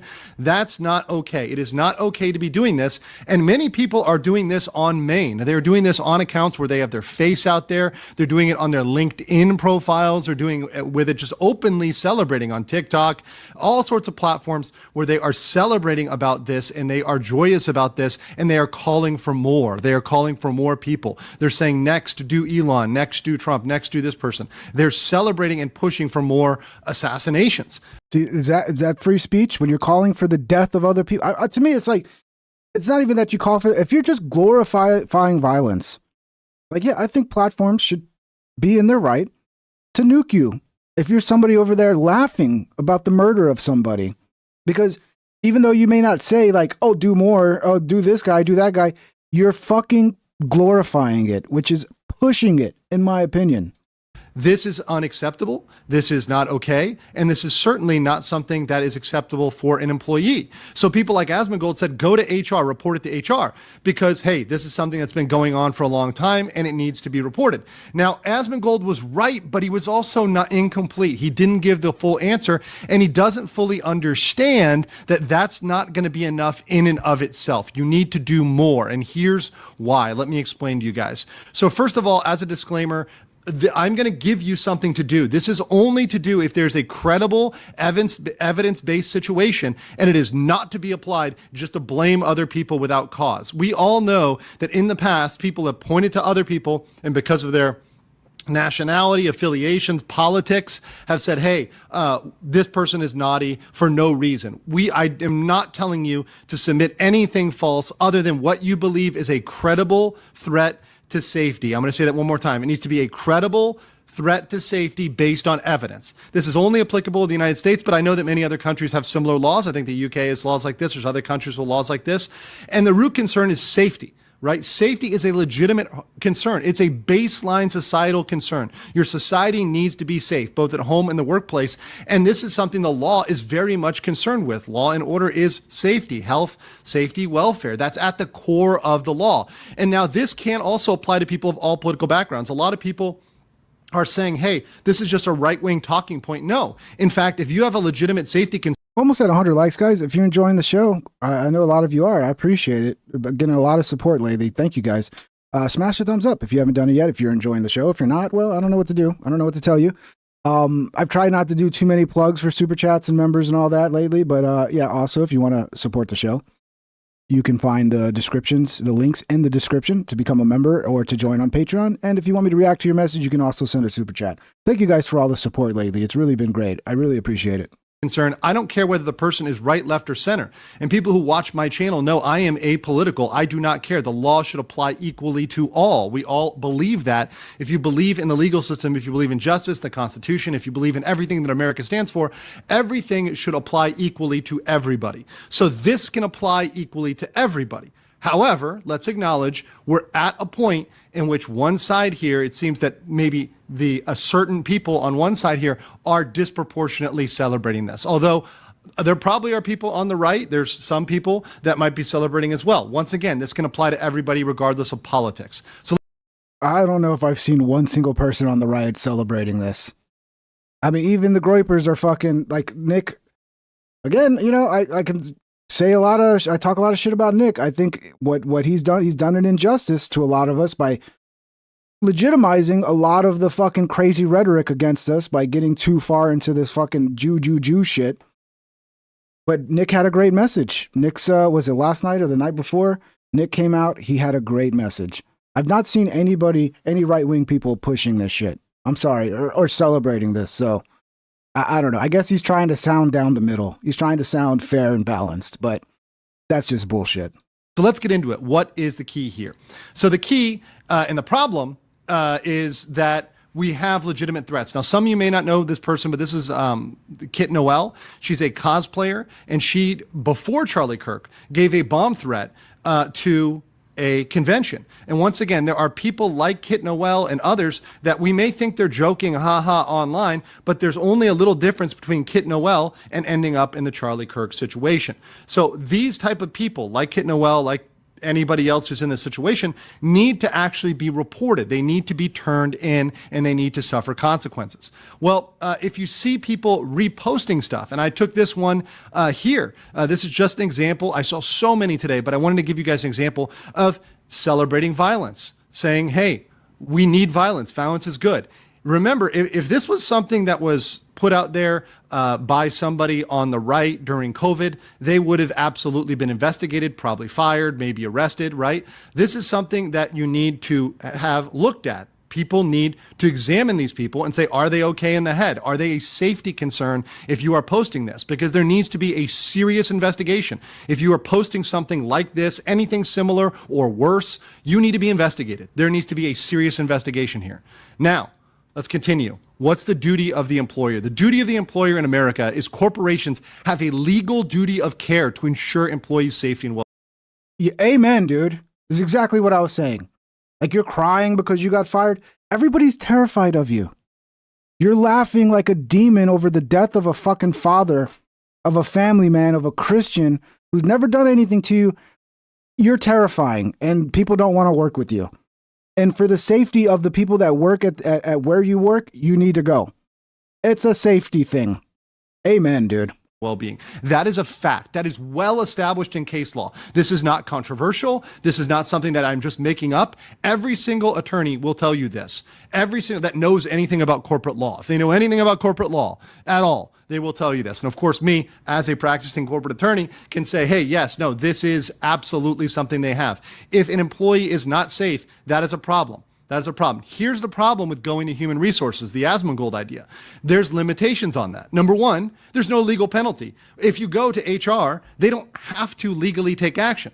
In fact, there's a huge incentive with HR and to bury it or minimize it because they don't want to have to go after people. They don't want to have to investigate people. They want to be able to sit in their office and do. Yeah, and a lot of HR, they got the nose rings too. They're a bunch of nose ringers. Nothing. And look, I don't blame them. Most corporate employees try to do the bare minimum not to get fired. I understand. What is it? Quiet quitting, right? I get it. But what I'm saying is they aren't going to want to go after and look into this. They're going to say, is it really big enough, right? You're reporting somebody, it's just some internet stuff, right? And the other problem is, and I don't mean to get the Karen in HR meme, because I actually worked in HR once and I knew a Karen who was a lovely woman. She was a nice woman. I feel bad for the Karens out there. But the Karen in HR meme is a thing for a reason. Memes do have a speckle of truth, or more than a speckle sometimes. Some HR departments are fully captured ideologically. They might be captured by people who agree with the sentiment of celebration. And in those cases, what they are doing is they are not passing the information to the higher ups and the CEOs. I know this because I worked in corporations. I know what happens. Sometimes you tell it to HR and they do not bring it to the higher ups because and then you get fired. They don't want them to know. So genuinely, you might have CEOs and higher ups that would want to help and would be very sympathetic, but they're not hearing it. They're not hearing it because HR is filtering it and they're not passing along certain information. The other thing is there's no anonymity. When you walk into HR, you can be retaliated against. And even if you're not fired, what are they going to do? They're going to ostracize you. They're going to shun you. They're going to make fun of you, make jokes about you, say, "Oh, this is that conservative person that's concerned about." And then it gets around to the other people, then people don't trust you because, I've had this happen to me, man. They give you the fucking hour-long seminars about how to spot corruption and how to do something to somebody's, and then when you spot it and you report it, you're the one that gets fucked, right? Because they're just doing it to cover their ass. They really don't want you to fucking be the guy to be like, "Oh yeah, this guy in this department is actually selling contracts. He's doing yada, yada, yada. He's sleeping with women for contract." Like, and then you report it and, conveniently, you'll be let go within a year. Almost every fucking time. This and just laugh at you because of your political beliefs. That's not okay, right? And even if they don't fire you, that's minimizing what it may be a very, very genuine safety concern. So what is the secret weapon? How do we fight back against this? Let me tell you guys, after you like the video, make sure you like the video and I already did, bro. I liked it already. Share this out. It's very important to get this word out, I'm sharing it right now, on bro. this video. So here we go. The secret weapon is OSHA. OSHA, the Occupational Safety and Health Administration. Some of you may remember OSHA from COVID. Oh, yes. Let's talk about that. What is OSHA? So OSHA refers to the Occupational Safety and Health Act of 1970, the OSHA Act. It is a federal law, a U.S. federal law applying to all states and territories that requires employers to provide a safe workplace free from recognized hazards, establishing legal protection for employees. If you remember during COVID, they almost used OSHA to make everybody wear a mask, and it almost worked. It had to go all the way to the Supreme Court. And by the way, people forget about this. It failed for all employers, but it passed for hospitals, and it passed for certain locations. It's a very powerful law, and the burden is really it's on the side, the power is on the side of the corporation to provide that workplace. And hey, if you're going to say a death threat, a safety threat to others, saying, "Hey, look, I'm afraid, I'm legitimately scared that this person posting this online is going to come after me for my conservative beliefs, for my beliefs that maybe I believed in Charlie Kirk. I support Charlie Kirk. I'm openly supporting Charlie Kirk. I'm afraid this person is going to do what they did to Charlie Kirk." They're celebrating this. That could be, based on an examination, looking into it, a very, very, very legitimate threat. And we all need to agree, left, right, and center, that that's not appropriate in the workplace. Amen. So why is this so powerful? Why OSHA and not HR? Let me explain why. It's anonymous, so you will not be retaliated against. Human resources cannot bury it because this is a government thing. It's going to come through the government regulatory body. They're going to know they got an OSHA. This is fantastic information.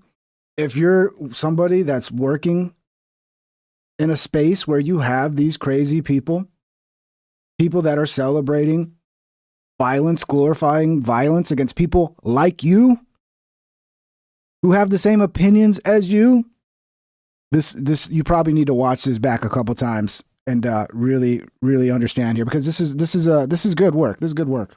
OSHA complaint. They cannot hide that. And trust me when I tell you, as a corporate attorney, the CEO, the C-suite people, the management people, they will notice when OSHA complaints start coming in because there are legal penalties for non-compliance.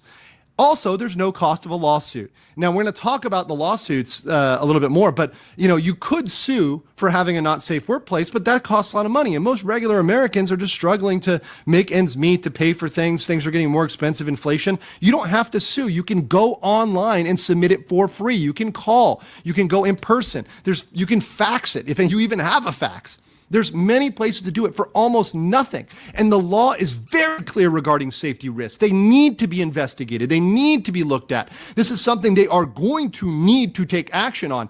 Even if they ultimately don't fire the person, at least they were investigated and at least they know it's an issue. And now they're going to pay attention to their online behavior and the online behavior of the employees. Corporate America has been sleeping on the online behavior of its employees, and now safety first just took on a whole new meaning, guys. Safety first. We all got to be safe. Safety first. Now it's time to wake up. Now it is a genuine time to wake up and say, we are going to pay attention to what people are doing online and make sure that they are behaving online. Also, it can be paired with a boycott. Let me tell you why that's going to be important in just a second. That's because certain corporations, and by the way, I love this one of burger, parody, right? This is, of course, not based on any real, a king of burgers fighting a clown of Whack Donald, right? Also, I do love the Colonel in the background. Also, Wendy is looking kind of trad and kind of, that's like the Chanel. Wendy's actually looking kind of hot in that one. Anyways, that said, the corporations are not all going to agree on this. Right? They are not all going to agree on this. Some corporations will actually fight this because they are so captured ideologically, they will dismiss the OSHA complaint. But here's what's going to happen. If you are an employee and you are working at a corporation that does not support people that are feeling threatened by this and does not fire those employees or take action or discipline them or at least investigate them seriously, guess what you can do? Your power as an employee always is to walk from that company. Go to their competitor. Start shopping out. Look at who your company's biggest competitor is. Apply there. Look at the people that are protecting, that are taking action. Pay attention in the next coming weeks. Which companies are taking action and firing people? Which schools and universities are taking action and firing people? I think it was Middle Tennessee had somebody they dismissed. Good on Middle Tennessee for dismissing a person after making a threat, if they viewed that as credible, looking at the evidence. Once again, you can look at these and compare them, and people can boycott the corporations which do not take adequate safety measures. And as much as they don't want to admit this, boycotts are very effective, particularly if you're going to their competitor. They pay attention when the money hits. Corporations love money. Above all, they love money. So hit them in the pocketbook. Guys, please, please, please, please, please, please do me a favor and share this out because you need to act, right? Here's how you act. You file the OSHA complaint. You can file it online, www.osha.gov/workers/file-complaint. Go online, do it online. Go by phone, 1-800-321-6742. That spells OSHA, but not everybody has the phones with the letters. That's a great message, man. It's pretty smart. It's pretty smart because a lot of people are afraid to go to HR. So this is a workaround. And I do know, I worked for a company that they were terrified of OSHA. Every job site, we had OSHA regulations. People would show up, it was so stupid. Like we had to have steel toes. We had to have a hard hat. And if OSHA showed up and we weren't wearing a hard, dude, the shit would hit the fan. These people are so afraid of OSHA. So this is good thinking, man. Yeah. If you're in this situation, this video, Legal Mindset, corporate lawyer explains, report Charlie Kirk threats, watch this again and follow the instructions. Safety first, guys. The Charlie Kirk effect. More people are walking away from the Democrat Party, walking away from evil, from Satan. They are joining the right and finding God again.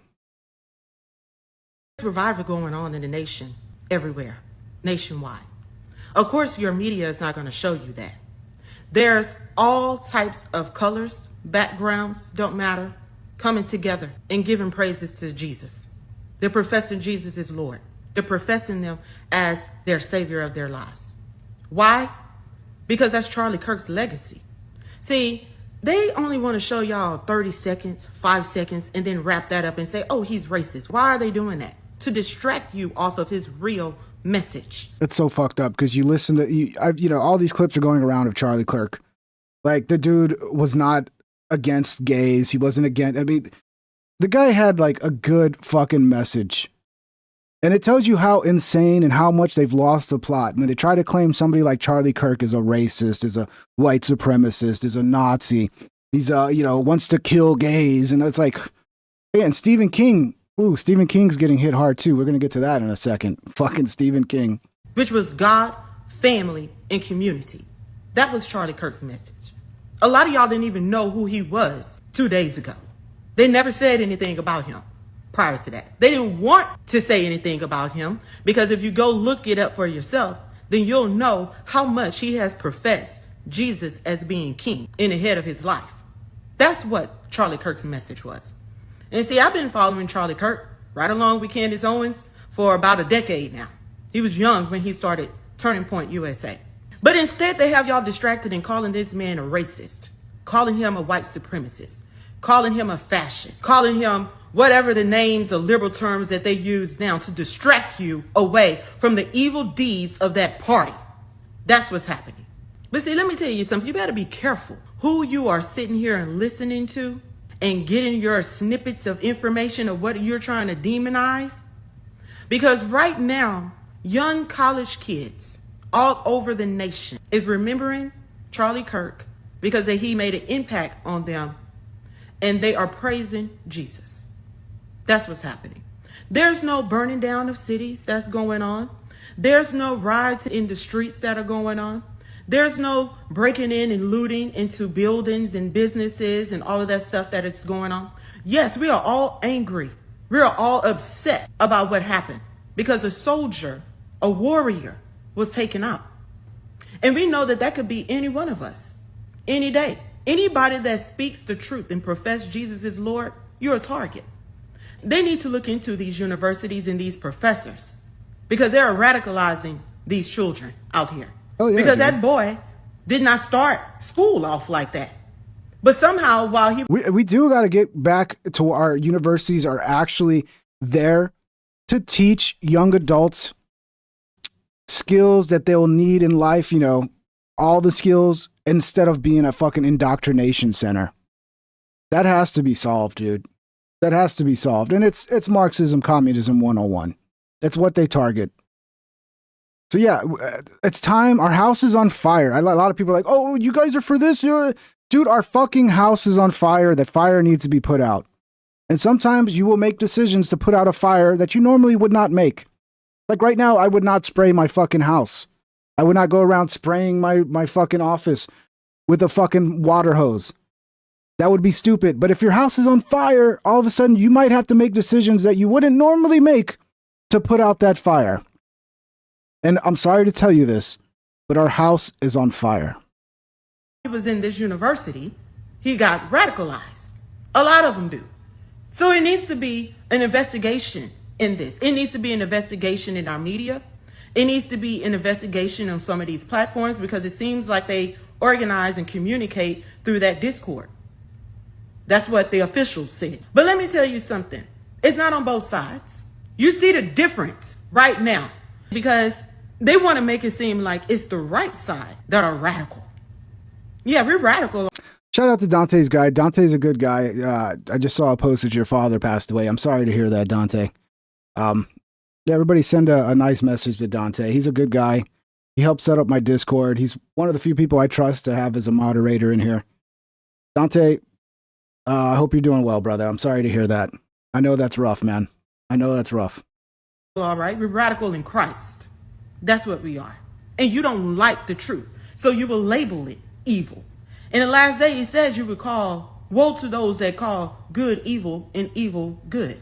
And people that look like me, same skin color, and you out here spreading this hate, you out here celebrating this man's death and everything, you are not my brother and sister in Christ.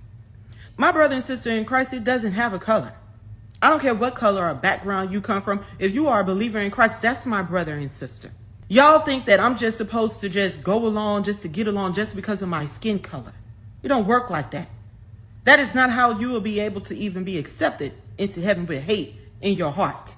But right now, these young children, the impact of that man's life on these college-age children have brought up a revival in them to praise Jesus in the streets. And that is something that you should be looking at, but they won't put that on TV. Y'all still are out here demonizing this man. But let me tell you something. Over the years, what I'm seeing is bullets only flying from one way. And those are the people that are demons. Someone said, Ping's already in love with this woman. Yes, I am in love. She's a beautiful woman, inside and out. Got a beautiful, it seems like she's got a beautiful mind, a beautiful soul. And yeah, how could you not like this woman? You know, I won't propose marriage right this minute, but nah, she seems like she's got a great head on her shoulders. Who is this? Civist Gardens. Civist.gardens on TikTok. And I'm sorry, but I do want to see TikTok banned. That is something that we have to really address too. TikTok is also radicalizing people, radicalizing our children. And I wonder if that's China's plan the whole fucking time. So yeah, Trump has been a little too soft on TikTok. I think they're saying it's run by I don't know what the latest is, but if it survives, yeah, it's got to be run by, it's got to have no connection to China anymore. And to be honest, I just hate that site. I hate the For You feeds. I hate how the TikTokification of the internet, everybody's copying TikTok. I fucking hate it, dude. I really do. So I would be super happy to see TikTok go away. I'd love to see a return to these platforms wanting long form content again, instead of just everything being these short little snippets and that's all they promote is all the short TikTok like bullshit. I'd like to see that go away. But yeah, shout out to her. Sounds like a good woman. Stephen King. He stepped in it, deservedly so. Him and fucking who's the other guy? I'll get to it. I think I got a link for it. I will save that for a little bit. But Stephen King, the horrible, evil, twisted liar. So basically, he said that Charlie Kirk. Let me see if I can see this in here. Yeah, they didn't even put. Oh yeah. So he said that Charlie Kirk advocated for stoning gays. But yeah, it turned out he was wrong, and he actually admitted it. The horrible, evil, twisted liar apologized because Ted Cruz came out and says, "You're a horrible, evil, twisted liar." No, he did not. Your party. So basically, they were taking him, like, quoting the Bible and then trying to say, like, that's what he was for. But Stephen King, man, some of these celebrities, you know, some of them are just, they're just as bad, man. They need the mental health facility just as much as some of these TikTokers we've been posting about. They need to be deprogrammed, unbrainwashed. You know, it's fucking insane, man. This is this guy. I've been finding these guy's videos quite often, but here he is in Utah talking to some far left protesters. And right away, like if you go to a conservative protest and you go up to them and you try to talk to them, they will talk to you. They will be friendly. They will debate their ideas. They will not attack you. But you go into a left-wing crowd with a microphone and they even slightly, like, you're not virtue signaling that you're on the left. You're not wearing the pussy hat and the fucking, you have this, like, they will get so, like, violent and vitriolic with you that it's scary. It's scary how crazy some of these people have become. Holden Dan Sock with the gifted membership. Welcome, Bugle Gato. Nice name. Thank you, Holden Dan Sock. It's very, very nice of you, brother. Appreciate it. How's your day going? Go up to fucking salute if you guys are really about it, huh? If you guys are fucking Elon's boys, you fucking fascist cowards. Just show your face, bud. Show your face. I'm sorry. Do we want to talk about how small your penis is today? I really didn't want to talk about the size of how tiny your dick is. Penis shaming? Is that allowed on the left? Are you allowed to penis shame? Wow. I mean, you'd never see it. You brought the kids out here today. I imagine he has a large penis. What are you saying, lady? Because I'm not going to let them grow up to be fascists like you. Yeah, what makes me a fascist? Probably your love for fascism. This is when you always own them, is like, oh, so-and-so's a Nazi. Okay, so why is he a Nazi? What did he say? Like, point to actual examples. Well, he's a Nazi because he loves Nazis. He's a Nazi because he's a white supremacist. It's like, they have nothing. They're just parroting what the fucking media tells them. All right, we made it out. Easy. Why are you here? To show the people what's going on, man. You have 2.5 thousand people watching right now. What would you like to say to them? 5,000 Nazis. What are you doing here? You're not welcome here. I'm not trying to be welcome here. I have the right to be here. This is not democracy. Can I give a speech? No. You don't get a speech. Fuck Donald Trump. He's a stupid bitch-ass motherfucker. Get out of here. Get the fuck out of here. Wait, Give him his phone. Give him his phone. Get the I don't even know how, Dan. I'm gonna have to spend time just Holy learning how to do Nan's that. Super chatted $1.44. Ping. Please make some custom emojis. Folded hands emoji. If somebody is familiar with that, like I don't know the whole custom emojis game. You know, I set it up like 4 years ago, and I just went with whatever default shit is. I don't know. If someone wants to help me with that to create some custom emojis, go join my Discord. The Discord's in the link. The community's been growing on Discord. It's been nice to see. Like, there's a good community in there. We're all cool to each other. We're not fighting. Everybody's nice. We have good discussions. When there's breaking news, it's pretty good place to be. You get a lot of news, you know, as is breaking within Discord. Our guys are really good at sharing that shit. Yeah, go join Discord. If you want to help me with the emojis, yeah, go join Discord. That'd be nice. I promise I'll work on it, Dan. I can't tell you how fast it'll be because I got a lot of other things going on that take priority over creating emojis. But thank you for the super chat, brother. away from me. Back off. Don't touch me. Don't fucking touch. Hey, what? Hey, Don't hey. fucking touch us, you Nazi pieces of shit. Wait, why am I Nazi? Fuck you. Hey. You Nazis, get the fuck out of here. You guys, just so you know, I brought my 2 white boys here so they don't grow up to be fascists. Because I want them to grow up to be like these fascists. Fuck you. This is such mental illness on display here. We don't support fascism. As the kids, it's so sad when they put their mental illness into their children. That's so sad, man. Hail Satan! Let's start there. All right, come here. What's going on, sir? You tell me what's going on. Yeah, I just heard you yell "Hail Satan." Yep, Hail Satan. Get the fuck out That's a good look. of here. What? You're a fucking embarrassment. Get the fuck out of here. Fucking leave. You're fucking pathetic. Leave. How are you guys doing? Fascists don't belong here. Where's your sign? Bro, these... Help! Help! He's hurting me! Help! They're so fucking insane, bro. They're so fucking insane. He's trying to rally the crowd to attack this guy. That's what he's trying to do. And it's so obvious. Like, you're on camera doing it, dude. Like, and then he looks at the camera like, oh, I guess that didn't work. Again, we need another one for the mental health facilities. You look like a fool. You know that's what you are? A freaking fool. What are you guys doing? Get your hands off me, little Antifa boy. Get the police officer. Is that the fucking dude? This is in Utah, right? What are you guys doing? Get your hands off me, little Antifa. I don't know, but this looks like, I don't know if it's him, but it looks like the guy that ran up and tried to take credit for the shooting when Charlie Kirk was shot. You know, the crazy person who was a perfect distraction, even though it just seems like he was a crazy person. And I mean, that is one of the sus things about it. Like, it seemed too convenient. JB Beltier super chatted $5. It's so funny how they can pick out a fascist by just their calm demeanor and normal clothes. Lol. Yeah. It's like, oh, he's dressed in a suit. He combed his hair. He's white. He doesn't look crazy and deranged. Yeah, you're a fascist. You're right, dude. You're right. Antifa boy, get the police officer these fools. Officer, these guys, where'd your one little boy go? We did not touch you. We're safety. What do you guys have? Yeah. So I think this guy deserves a shout out and a follow. Nick Shirley. Look, if you're willing to go and put your life, because trust me, this guy is putting his life in danger, at least his immediate physical health, because who knows? I mean, we saw what they did to Andy No. And many others, women they've attacked, you know, just being considered a Trump supporter, whether you are or not, in some of these cities, let alone these types of protests, you're putting your ass on the line. So Nick Shirley, go follow this guy. Do I follow him?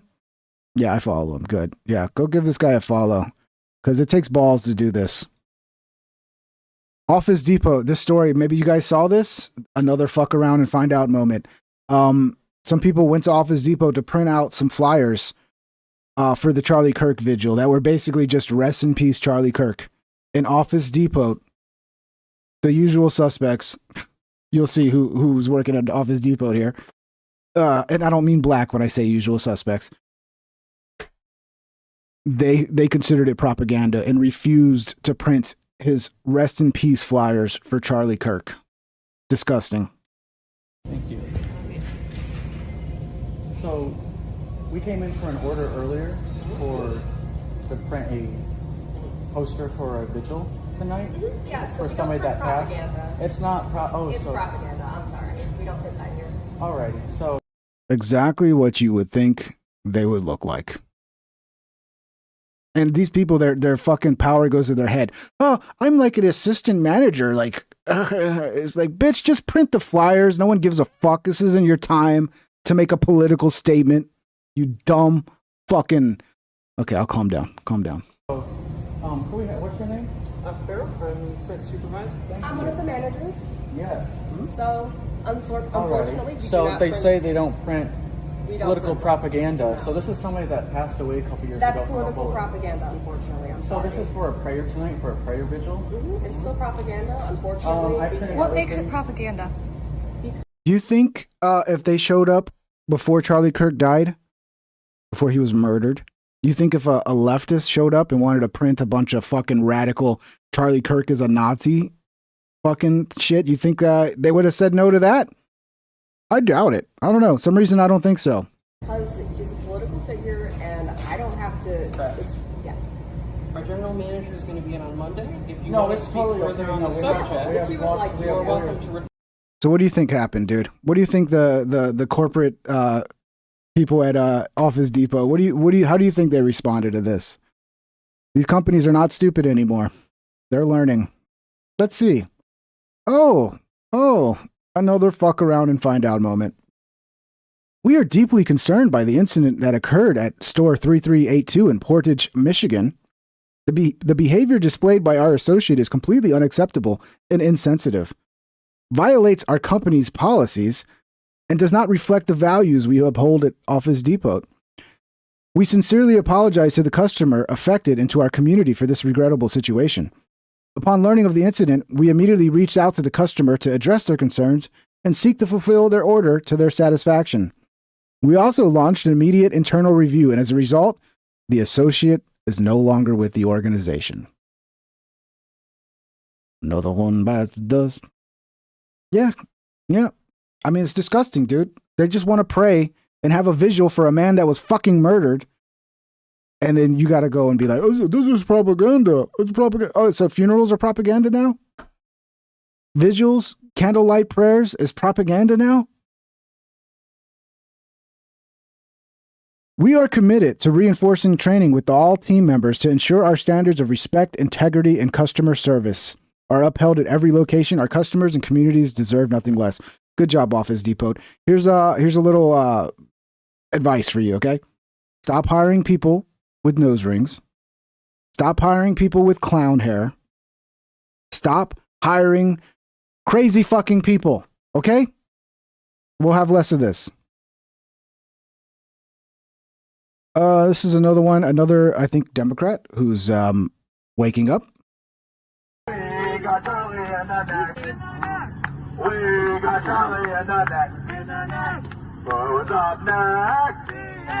There's a problem. Yesterday I said that this isn't the left. It's not us. And it's certainly not my left. It's not any part of the left that I participate in.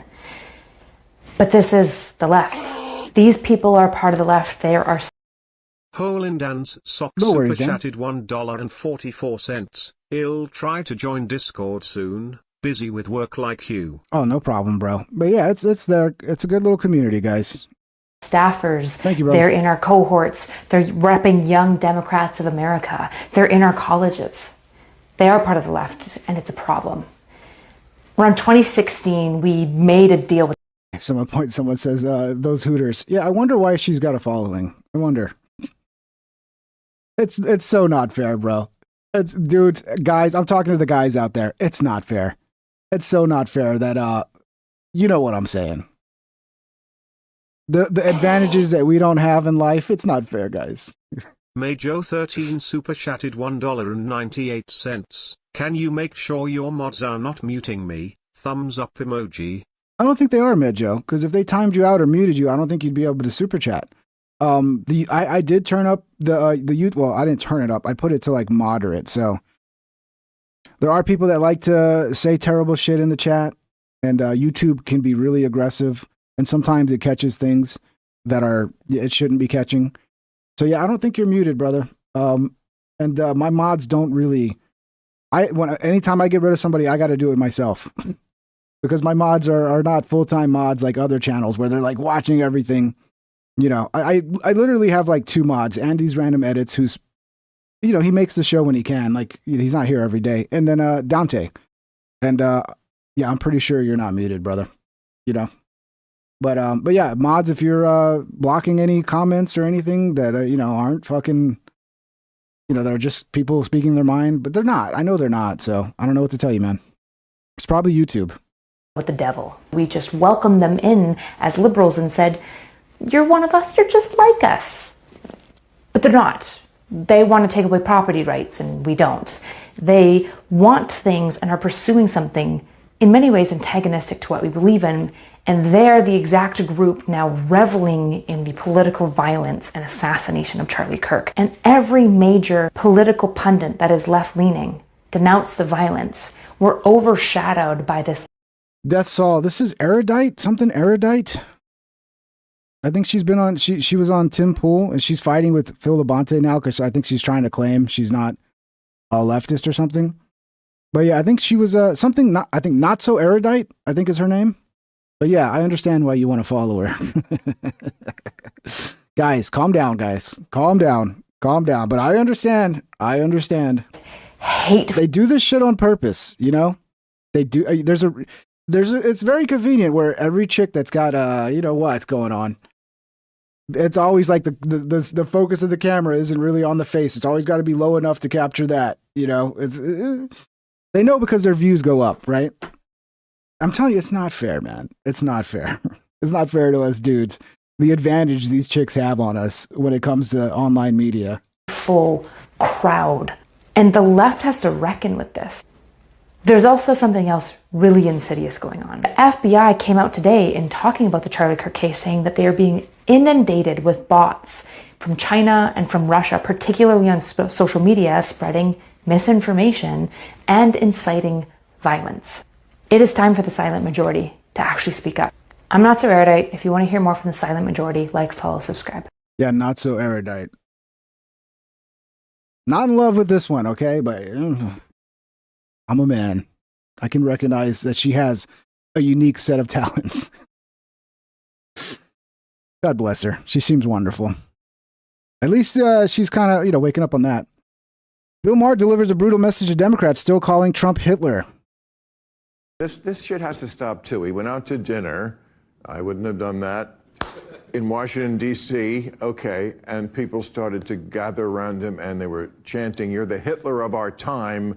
Okay, first of all, assholes, he's not Hitler. Okay, an insult to everybody in the Holocaust to begin with.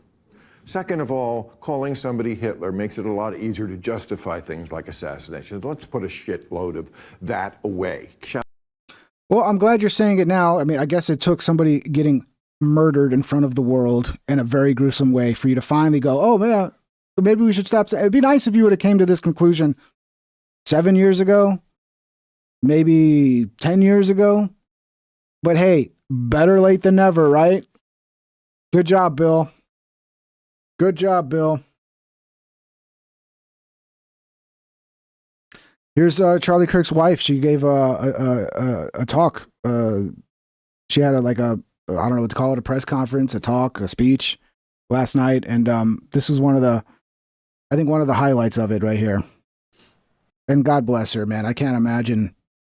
One of the things she talked about was like her 3-year-old daughter coming up to her and asking her, you know, where's daddy? Dude, that's the type of shit, like, you don't wish that on anybody. That's just, poor girl, man. That's sad.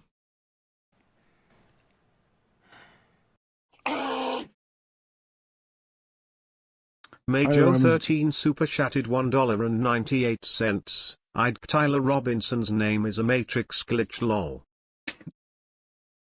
Why? Because he's white? And you expect someone with the last name Robinson to be black? What do you mean, man? I don't follow you there. The evil dude. But thank you for the super chat, brother. Responsible for my husband's assassination have no idea what they have done. They killed Charlie because he preached a message of patriotism, faith, and of God's merciful love. But they should all know this. If you thought that my husband's mission was powerful before, you have no idea. You have no idea what you just have unleashed across this entire country.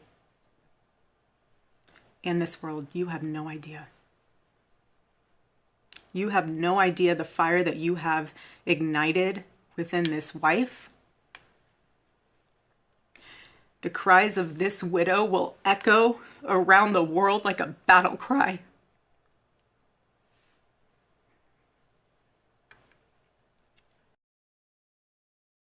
Yeah, if you want to watch it, there's a longer one. I don't want to play the whole thing because it's sad, but she does have she's got a good message. This is like, I think 15 minutes she spoke altogether. And yeah, again, you know, prayers for her family, for his, well, I think a 1-year-old son and a 3-year-old daughter. I mean, the cheer over kids, you know, losing their father at that age, and to be happy about that. Like, that's why you people are disgusting. There's so many levels to why you're disgusting. That's one of the biggest ones. She seems like she's got a good head on her shoulders, and she's handling this well under the circumstances. Got to give her a lot of credit. A lot. I mean, to even give a speech and not just be a crying mess the whole time. You know. Anyway, my thoughts and prayers to her and her family and her children, of course. It's terrible, dude. But yeah, what she says is 100% right. This is just like when they tried to kill Trump. What did they do? They elected Trump. They got Trump elected. And what did they do when they assassinated Charlie Kirk? They made the other side stronger. That's what they did. They gave us more. They made us stronger, honestly. They made us all more willing to speak out. And we're probably now at this time more dead set into actually fixing this country than we've ever been. So, yeah, it didn't work, idiots. They had a big shit going on in UK. They had a big rally. I think there was a ton of fucking people there. And the people of Britain are, yeah, they're pretty fed up. I didn't see too many videos. This is one of the ones I saw, but yeah. Doesn't seem to be going well for the police here. And I would say to the people of Britain, it's very important that you follow the example set by the Canadians during the trucker protests, and you stay 100% peaceful. So it's very important to remember that. I know it's hard, but you got to.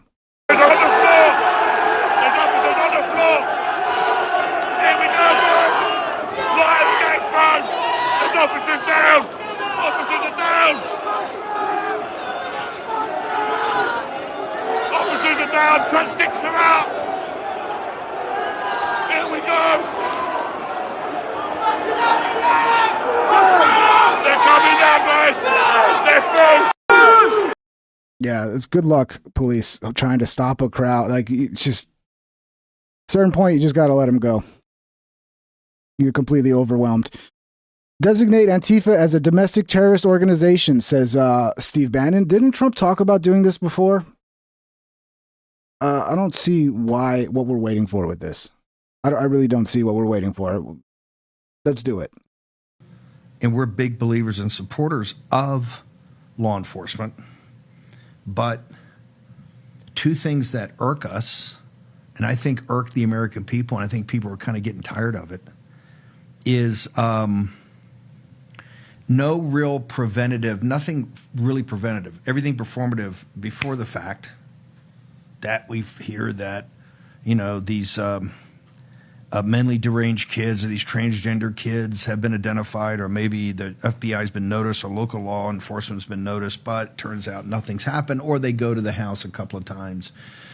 And there's been issues, but because everybody's so politically correct and kind of tiptoeing around it, they walk away. Or in this case, this hasn't been confirmed, but it might have been some people had seen this guy in action and motion. And this makes sense because the timeline itself, we have to get the timeline right. And we have to make sure that we actually have the shooter and not an accessory to this. So the self-congratulatory nature of the of law enforcement, and that says two things. The other thing is when, after it's over, good God, like down at the university, there's tanks everywhere and half tracks and Humvees and, people are up armored like they were at the Catholic school. You had something that looked like it looked like more troops than you deployed to the border, or when the Germans are whining about they have no troops to put in Ukraine, it's the brigade they've got up in Lithuania. Everybody's running around and they're all swatted up, and everybody's a cowboy and they got guns and communications, and they're doing all this after the fact. And today, please, for law enforcement in the future, just cut out the, our partners. I hate our partners. They're not partners. They're not your partners. They're other law enforcement. They got a job to do, local, maybe state. Maybe there's interagency. That's all fine. They're not partners. They're paid to do this. This is the structure of law enforcement locally, law enforcement state, how it interacts with the Fed. We get it. It's complicated. You guys do it. A good job. All of it. Of course, in the movies, it's always the renegade. They're trying to take credit like they did something. It's like, who knows if the parents hadn't turned this guy in? Who knows if he'd still be fucking, not in custody. I wonder if the parents didn't fucking do the right thing or figure out their son was involved. I wonder if the guy would still be fucking on the loose. Renegade cop and everybody's against him and all that. I don't want to hear any of that. It's all crap. It's all nonsense. We're in a war now. We're actually been in a war. But we got to stop the crap. Also, I just think, and this is why law enforcement, not this goofy governor who's completely woke, and it was Arnold Schwarzenegger called him girly man. He's a girly man.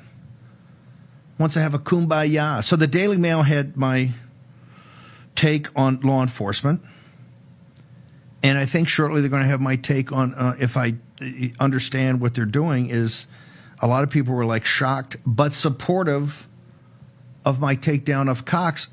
Mediaites got the lead story. It was the lead story here. Cox is the politician America needs at this moment. Well, if that's the case, that's the America that's going to lose and not be America anymore. Because no, Cox, we're not going to go out and sing Kumbaya. We're not going to hold hands this afternoon, and we're not going to have a barbecue with Democrats. Not going to happen. You've seen this over and over and over again. Here they take a gentle soul. Remember, Charlie Kirk is a gentle soul, a good and decent man that would go into these hellholes of universities and hold himself out to debate ideas, what university is supposed to be about, and to try to organize the information and the facts into kind of like, Aristotelian arguments, to actually treat these people like they care about reason. That's what Charlie would do to kind of try to raise them up, to play to their better angels. And what was Charlie's reward for that? Charlie Kirk was executed. He was shot like a dog for being one of the great young men in this country. So Cox, contemplate that before you try to sell the crap you're trying to sell. The reason the country's in the shape it is Republicans like that you've put in office over and over and over again. And what do they want to do? They're afraid of the media. They're afraid of the donors. They're afraid of the money. And they're afraid of the media. And they will kowtow. They will break. You want to have certain defeat? You want to lose any chance of making America great again? Follow guys like Cox. I have a feeling maybe by the midterms, people are going to forget about this. But I think you're going to be there's going to be a big swing to the Republicans. I sure hope so, man. I sure hope so. And I hope the Republicans get serious about dealing with the problems that this country faces. Not just saying the right things, but actually doing the right things. We'll see. We'll see what happens, man. All right, here's another one. It's waking up to how insane these people are. I didn't realize how sick liberals were until this Charlie Kirk situation. Like, I don't want to live on the same planet as these people. Like, I have experienced real racism in my life, actually. You know? And I don't think those people deserve death. You guys can't even deal with an actual, like, political discourse with a center-right political figure. It makes me sick to my stomach that I have to live amongst you. It makes me sick to my stomach that you guys exist in our society. You guys can say whatever you want. Conservatives have a heart and a soul far more than you ever will. I didn't realize. So people are learning. People are learning real quick. Like, seriously, if you're somebody that's on the fence, go to one of these left-wing rallies, right? And don't go dressed as a left-winger. Go dressed like a normal person with no hair dye, no nose rings, and try to get in debates with them and try to talk to them. You might find a few that will debate you, but you'll find quite a few crazy people who will just attack and just consider you the enemy right away for questioning their beliefs. Now go do the same thing at a conservative rally and watch how they treat you. You'll learn a lot from it. You should do it sometime, especially if you're on the fence still. Go see for yourself. That's my best advice. Go see for yourself. Here's a rare instance of Destiny saying the right thing. It happens. Also, just because they're having a lot of jokes and memes, just so that I'm absolutely fucking clear, I hope they find this dude, and I hope they hang this guy. It is absolutely unacceptable to be out and about assassinating people, okay? That's wild. Same feelings I have about Luigi, I have about this dude. Not acceptable, not okay, not cool, not epic, and not based. Just insane. Also, hey, a broken clock's right twice a day, right, Fies? Good job, Destiny. Hey. Every now and then, sometimes people can be right. Hopefully this will be a wake-up call for Destiny, too, Destiny. Come on, Coom Gremlin. Wake up. Even liberals are shocked at how deeply sick and twisted other liberals are right now. I shit you not that I just lost 1,000 followers on Instagram because I made a video on Charlie Kirk saying that if you think that this is a justified fucking death, that you should go fuck yourself. And I shit you not, so many people unfollowed me. And you know what? I'm so grateful that you sick fucks are unfollowing me, because holy hell, how many of these mind-twisted people did I attract into my fucking life?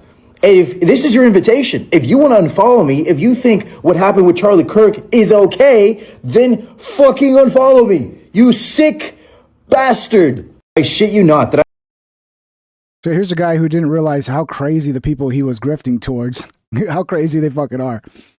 Yeah.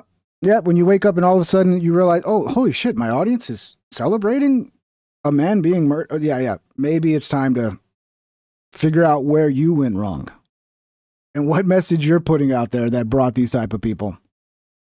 It happens. I'm saying it happens to me too. I wasn't a political channel. I was just a comedy channel. But people took my jokes to mean that I must be just like them and hate all the people on the right that I made fun of. Like I'm just like them. Like, no, I said it pretty often. Like the people I make fun of are the people I like. I don't spend a lot of time making fun of the people I hate. TMZ's cooked. We covered this a little bit in the past, and it does seem like the timestamps, all that was lined up to prove that at the moment, the TMZ crew in the back that cheered, who were supposedly watching a car chase, at that very moment, what happened on the car chase? They announced the death of Charlie Kirk. It seems pretty clear to me, man. I mean, I'll say maybe I could still be wrong.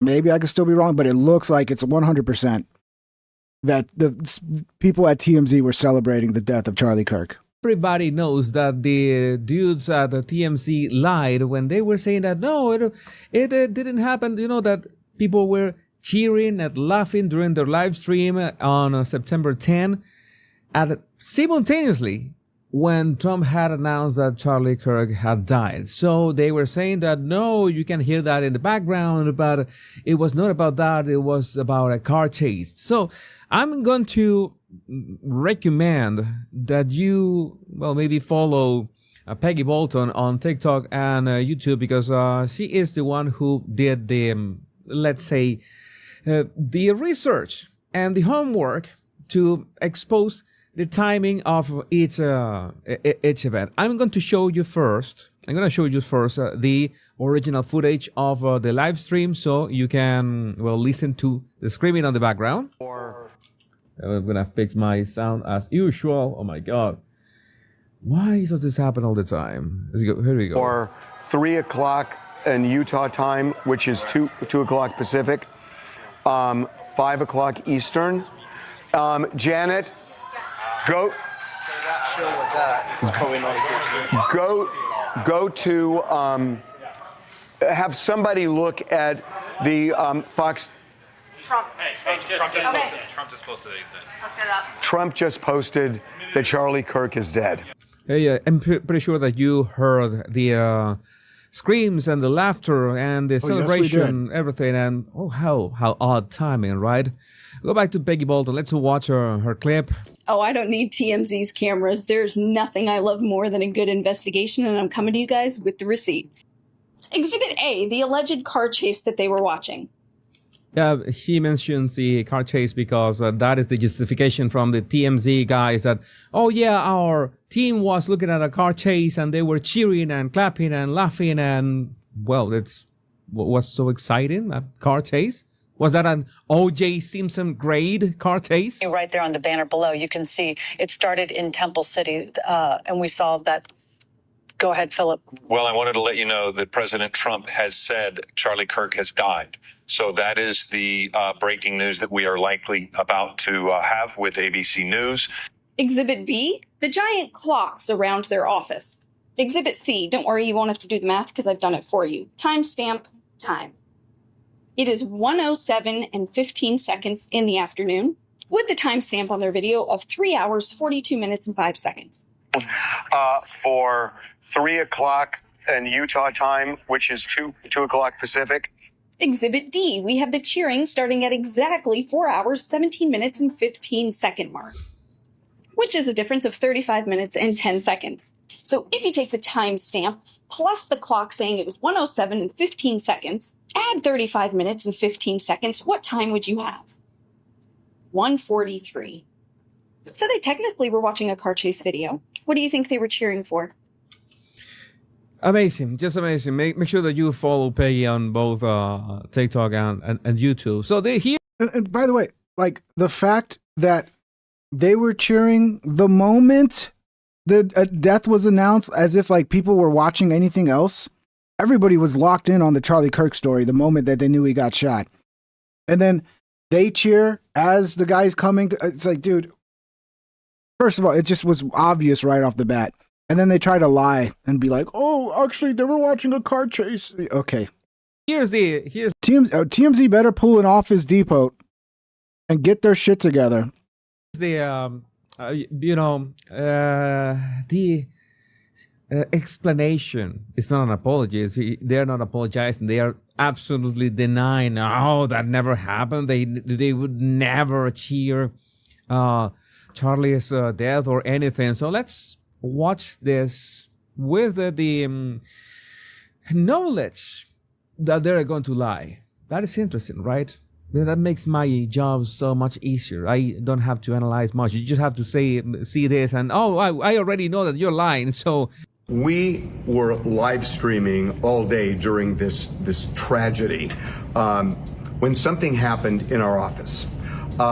As we were reporting the assassination of Charlie Kirk, there were some people in the back room away from our news.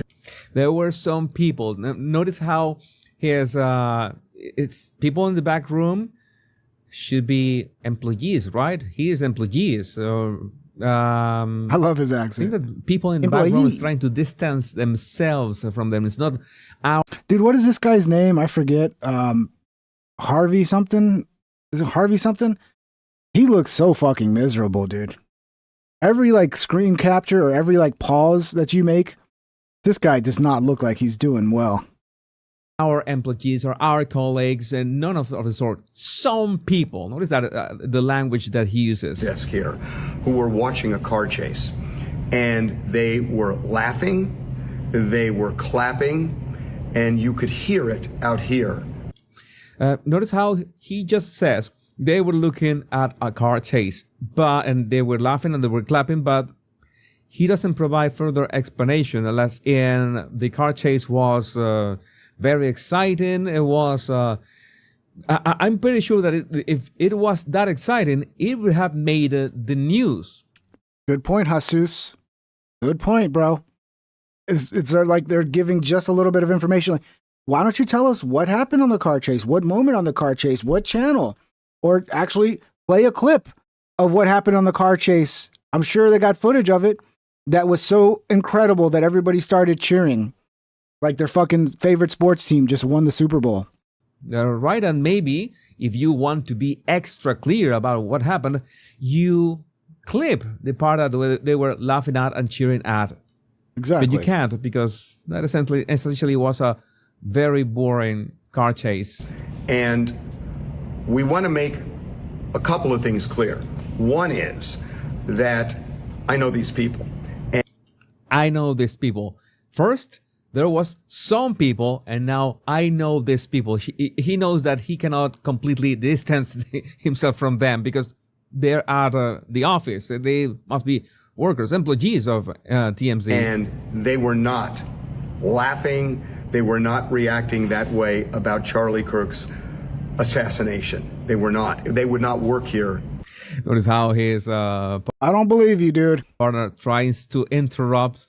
Thus, Mark Carney in here. Assassination. They were not. They would not work here if they did. And that being said, we acknowledge that it was horrible timing, and for that we are sorry. We apologize. Okay, they're apologizing. Horrible timing. Why would you apologize if there's nothing to apologize? Apparently, I am a bit confused. My head hurts. We apologize. I get that you had to hear that, and I get why if you're watching the stream, you may have felt that that's what the laughter was about. We assure you, it was not about that. Okay, again, it would have been so much easier. The right answer would have been, we are conducting an internal investigation to find out who was laughing and cheering on the death of Charlie Kirk. And we guarantee you they will be removed and fired. We're working on it right now. That should have been the answer. But no, now you double down on and lie about it and cover for these people and pretend like, oh, these people would never do that. You just made it worse, dude. You just made it worse. If you show what they were watching, because essentially you can have that on tape, right? The car chase, but you can't. We assure you, you have to take our word for it. It's just you see their facial expressions. I don't know. Maybe they are just. Now Harvey looks fucking depressed, bro. He looks so depressed right there. Tired. Maybe Harvey that Levin, is. Yeah. I'm pretty sure that is he's a lawyer. Really he's a professional liar. Well, job yeah. Every day. I'm not going to. I am not going to criticize them for that. I'm pretty sure that is a tough job. So, but again, man, let's let's be just a bit more honest. A bit more honesty would go a long way. We are surrounded by arseholes here who are cheering for the death of Charlie Kirk. No, really, they cannot say that, because then they would have to fire them. That would be escalated, right? They would have to fire them. Well, they need to fire them. I mean, they need to come out and apologize for the event, then apologize for lying about it. But they're probably just going to keep doubling, tripling down now. That's what I don't see I don't see them fucking finally admitting it. They'll probably just come up with some other excuse. And if they fire the freaks were cheering for Charlie Kirk's death, I'm pretty sure that there would be other freaks. Maybe we're not cheering, but we'll be upset at the same time. You know that we have noticed that we are surrounded by freaks who will be happy if we die just because of the things that we say. It's terrifying when you think about it. But it was horrible timing. And by the way, I get it too, and he gets it because we listened as we were talking. You can go back and look on the stream. Yeah, you can see his face. Oh my God, shut up! Stop laughing. Why are you laughing? He knew. He knew. I think that is the moment. We should go back to that moment. Let's go back to that moment when we finish this. As in, he knows that something happened. But let's we've all finish watching this game. I actually walked off. You can go watch it if you want to see the rest of it. But yeah, I mean, they're cooked. They're totally cooked, dude. Good luck. Good luck lying your way out of that. Tim Pool is on Fox News. I figured, what the fuck, I'll throw this in here. There is this gaslighting campaign among prominent liberals to claim that this guy's actually a right-winger, that he's from a Christian conservative family who loved guns, and in fact, he attacked Charlie for not being conservative enough. And they've tried making similar claims pertaining to the man who tried to kill Donald Trump, Crooks, in Pennsylvania. But it is absolutely absurd. I've been dealing with this since the beginning of my career. I have dealt with physical assault attacks from the left, from violent extreme leftists. We called them the Black Bloc back during Occupy Wall Street. This was covered extensively when I was actually championed by the left for documenting Occupy Wall Street, and I was physically attacked by leftists. Even to this day, the death threats that we receive, the security that I have to have every day it's tremendous. And I don't see the same thing among my liberal counterparts. They don't require the same degree of security. So it's a gaslighting campaign, in my opinion, because in order to maintain the lie that the right is more violent, they do several things. They try to gaslight us in situations like this, that a conservative would shoot Charlie Kirk. He was the greatest tool in the arsenal of conservative values.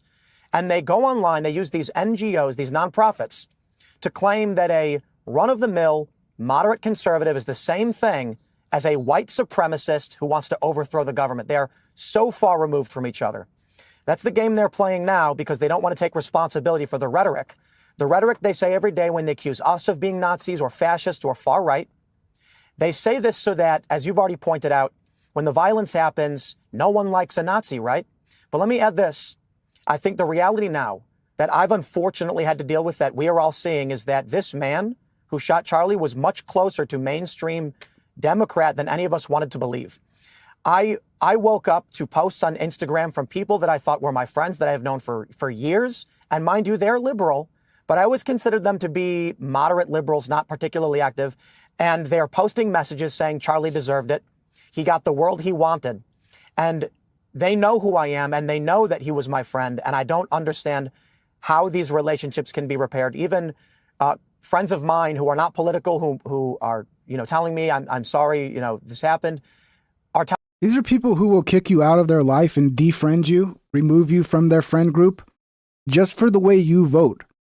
So yeah, if you have somebody who you consider a friend who's cheering on this sort of violence, I think you'd be excused. We could excuse you if you fucking decide you want to not be friends with people like that. I mean, if it's okay for them to do it just because we vote the wrong way, then yeah, maybe you glorifying violence is okay for us to do it now too. They're saying on their Facebooks, there are people posting, celebrating this, that they didn't even realize were political. And I don't know how we recover from that. So how did that culture begin? Don, if you're saying something kind of spicy, you're going to have to be creative with the way you say it, Don. The YouTube censor is, I don't know what you're trying to say, but the YouTube censor is, they're pretty strict. You're familiar with the internet. You're familiar with Antifa. You understand the militancy that you see and you encounter when you go into these precincts. This kid, raised with good parents, it seems like, lives a normal life in Utah. How did he snap like that? It's really hard to know, but I've talked about it quite a bit in my research. I'll try and keep it as succinct as I can. The algorithms of social media starting in the late 2000s in LexisNexis data, you can see the words like racism, white supremacy, fascism skyrocket in their usage in mainstream newspapers and online publications. This was likely due to the big tech platforms prioritizing algorithmic feeds. That is, they were going to show you content that got more engagement. Yeah, shit that pisses you off. Keep you angry. Angry people watch longer, they engage more. Maybe, again, I've said this a million times, we underestimate how big of a role the algorithms play in this shit. Maybe at least we could go back to being the default homepage is actually your followers. It could be curated a little bit, but it's mostly just people you follow. And then the like a discover page to find that you could have the old school, the algorithm we have now that is just pushing shit you don't follow that it thinks you might like. But yeah, the government's got to get involved. I don't know how you do it, but we need to have transparency around the algorithms. We got to make sure they're not being used to game the system, to promote messages, to promote ideology, to push down information that they don't want people to see. And that it's a competitive fucking free market algorithm. We need to do this. The algorithms are too important for this to be fucking ignored, man. They're too important. And to the average person, a story of injustice and racism generated anger. Anger is the most likely to generate some content to be shared. It's the most likely to make someone share content. And so what we instantly saw were websites that were posting articles, say, about politics, realize if they write about police brutality, racism, or some kind of social injustice, they will get substantially more clicks, shares, and in turn, money. There was a really good example. It was reported, Mike.com, for instance, originally started as a Ron Paul libertarian website. But as they began posting police brutality videos and made more money off it, the narrative shifted towards left-aligned ideology. Now, what do you think happens to a young man who is 13 years old on Facebook or on one of these other platforms, and the algorithm is showing them nothing but social injustice, leftist ideology, and they may be normal, they may be in a Christian conservative family, but every day they open their apps, whatever platform they be using, they see nothing over and over again. Racism, white supremacy, racism, over and over. And they see these messages from Democrats saying, we can't tolerate this, we can't let them win. Eventually, their whole world, they live in a paranoid delusional state where they would accuse Charlie of being racist, of advocating for slavery, exemplified, in fact, by Stephen King posting that Charlie Kirk had advocated the stoning of gays, which he never did, and Stephen King was forced to apologize for.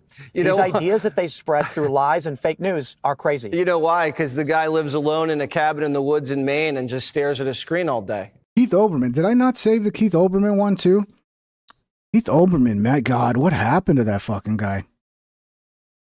I guess I didn't save the Keith Olbermann one. Let me see if I can find it real quick. Go to one of these other tabs. Keith Olbermann. Dude, I grew up watching this guy on SportsCenter.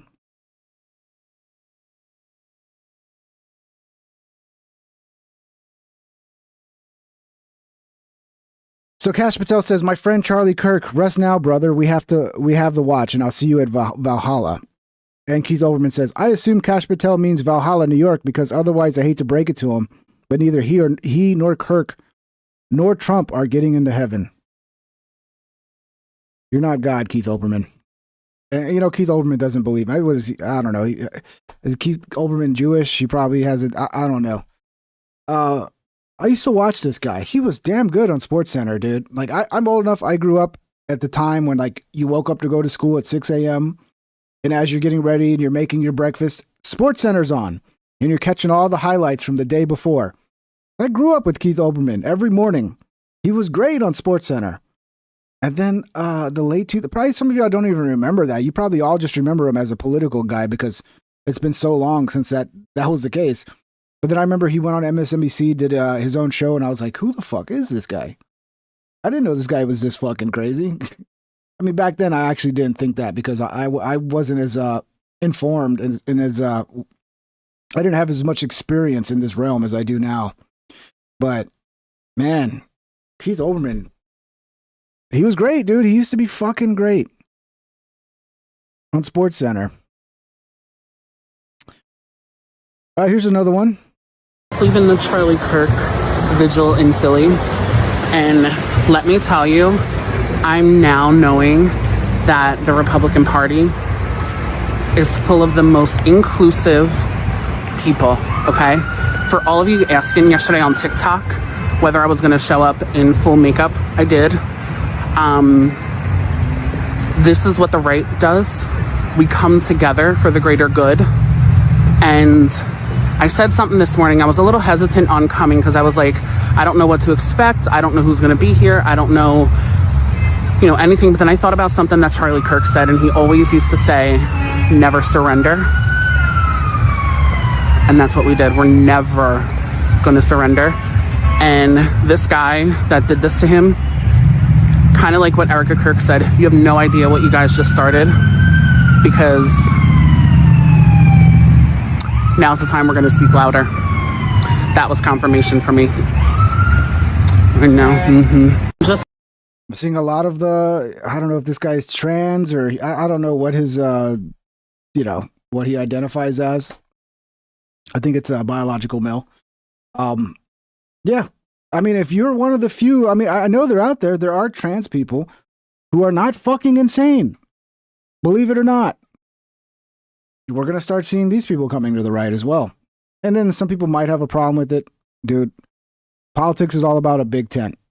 You need a big tent. So welcome everybody. Everybody's welcome. What else we got here? Yeah, this is a good one to end it on. This is, again, making it very clear the difference. Okay? With George Floyd, we got the summer of love. We got cities being burned down. We got people getting murdered in the streets. With this is what we get. And this really illustrates the difference. If you can't see it now, maybe you'll never see it.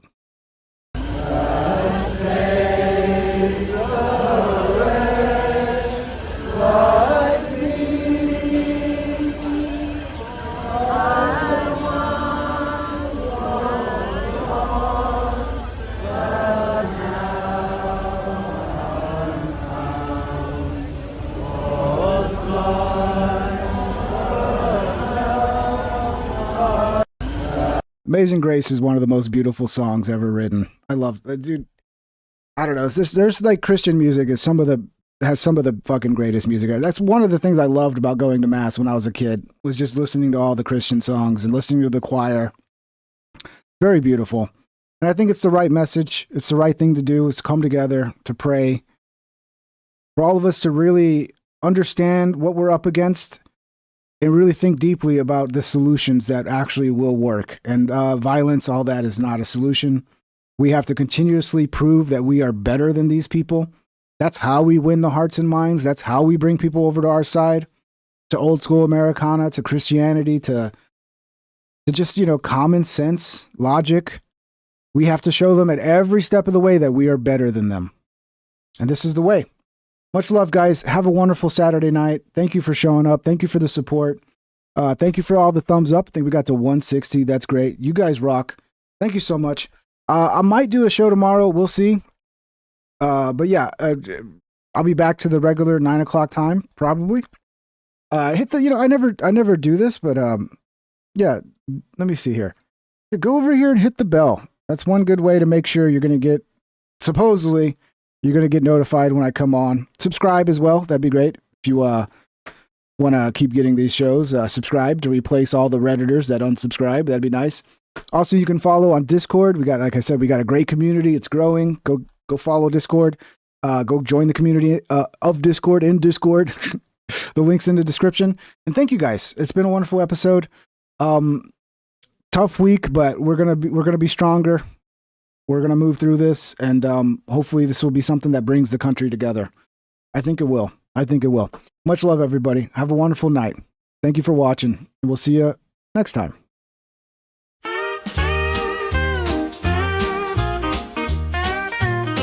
Please subscribe and hit the like and ring that bell if you want notified.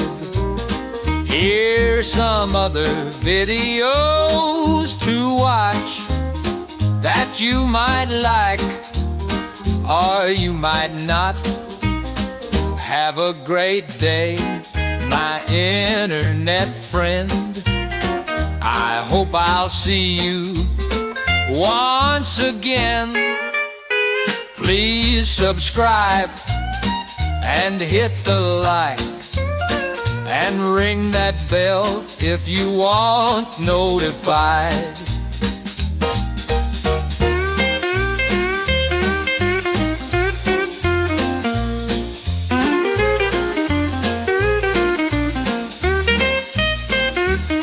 Have a great day, my internet friend. I hope I'll see you once again.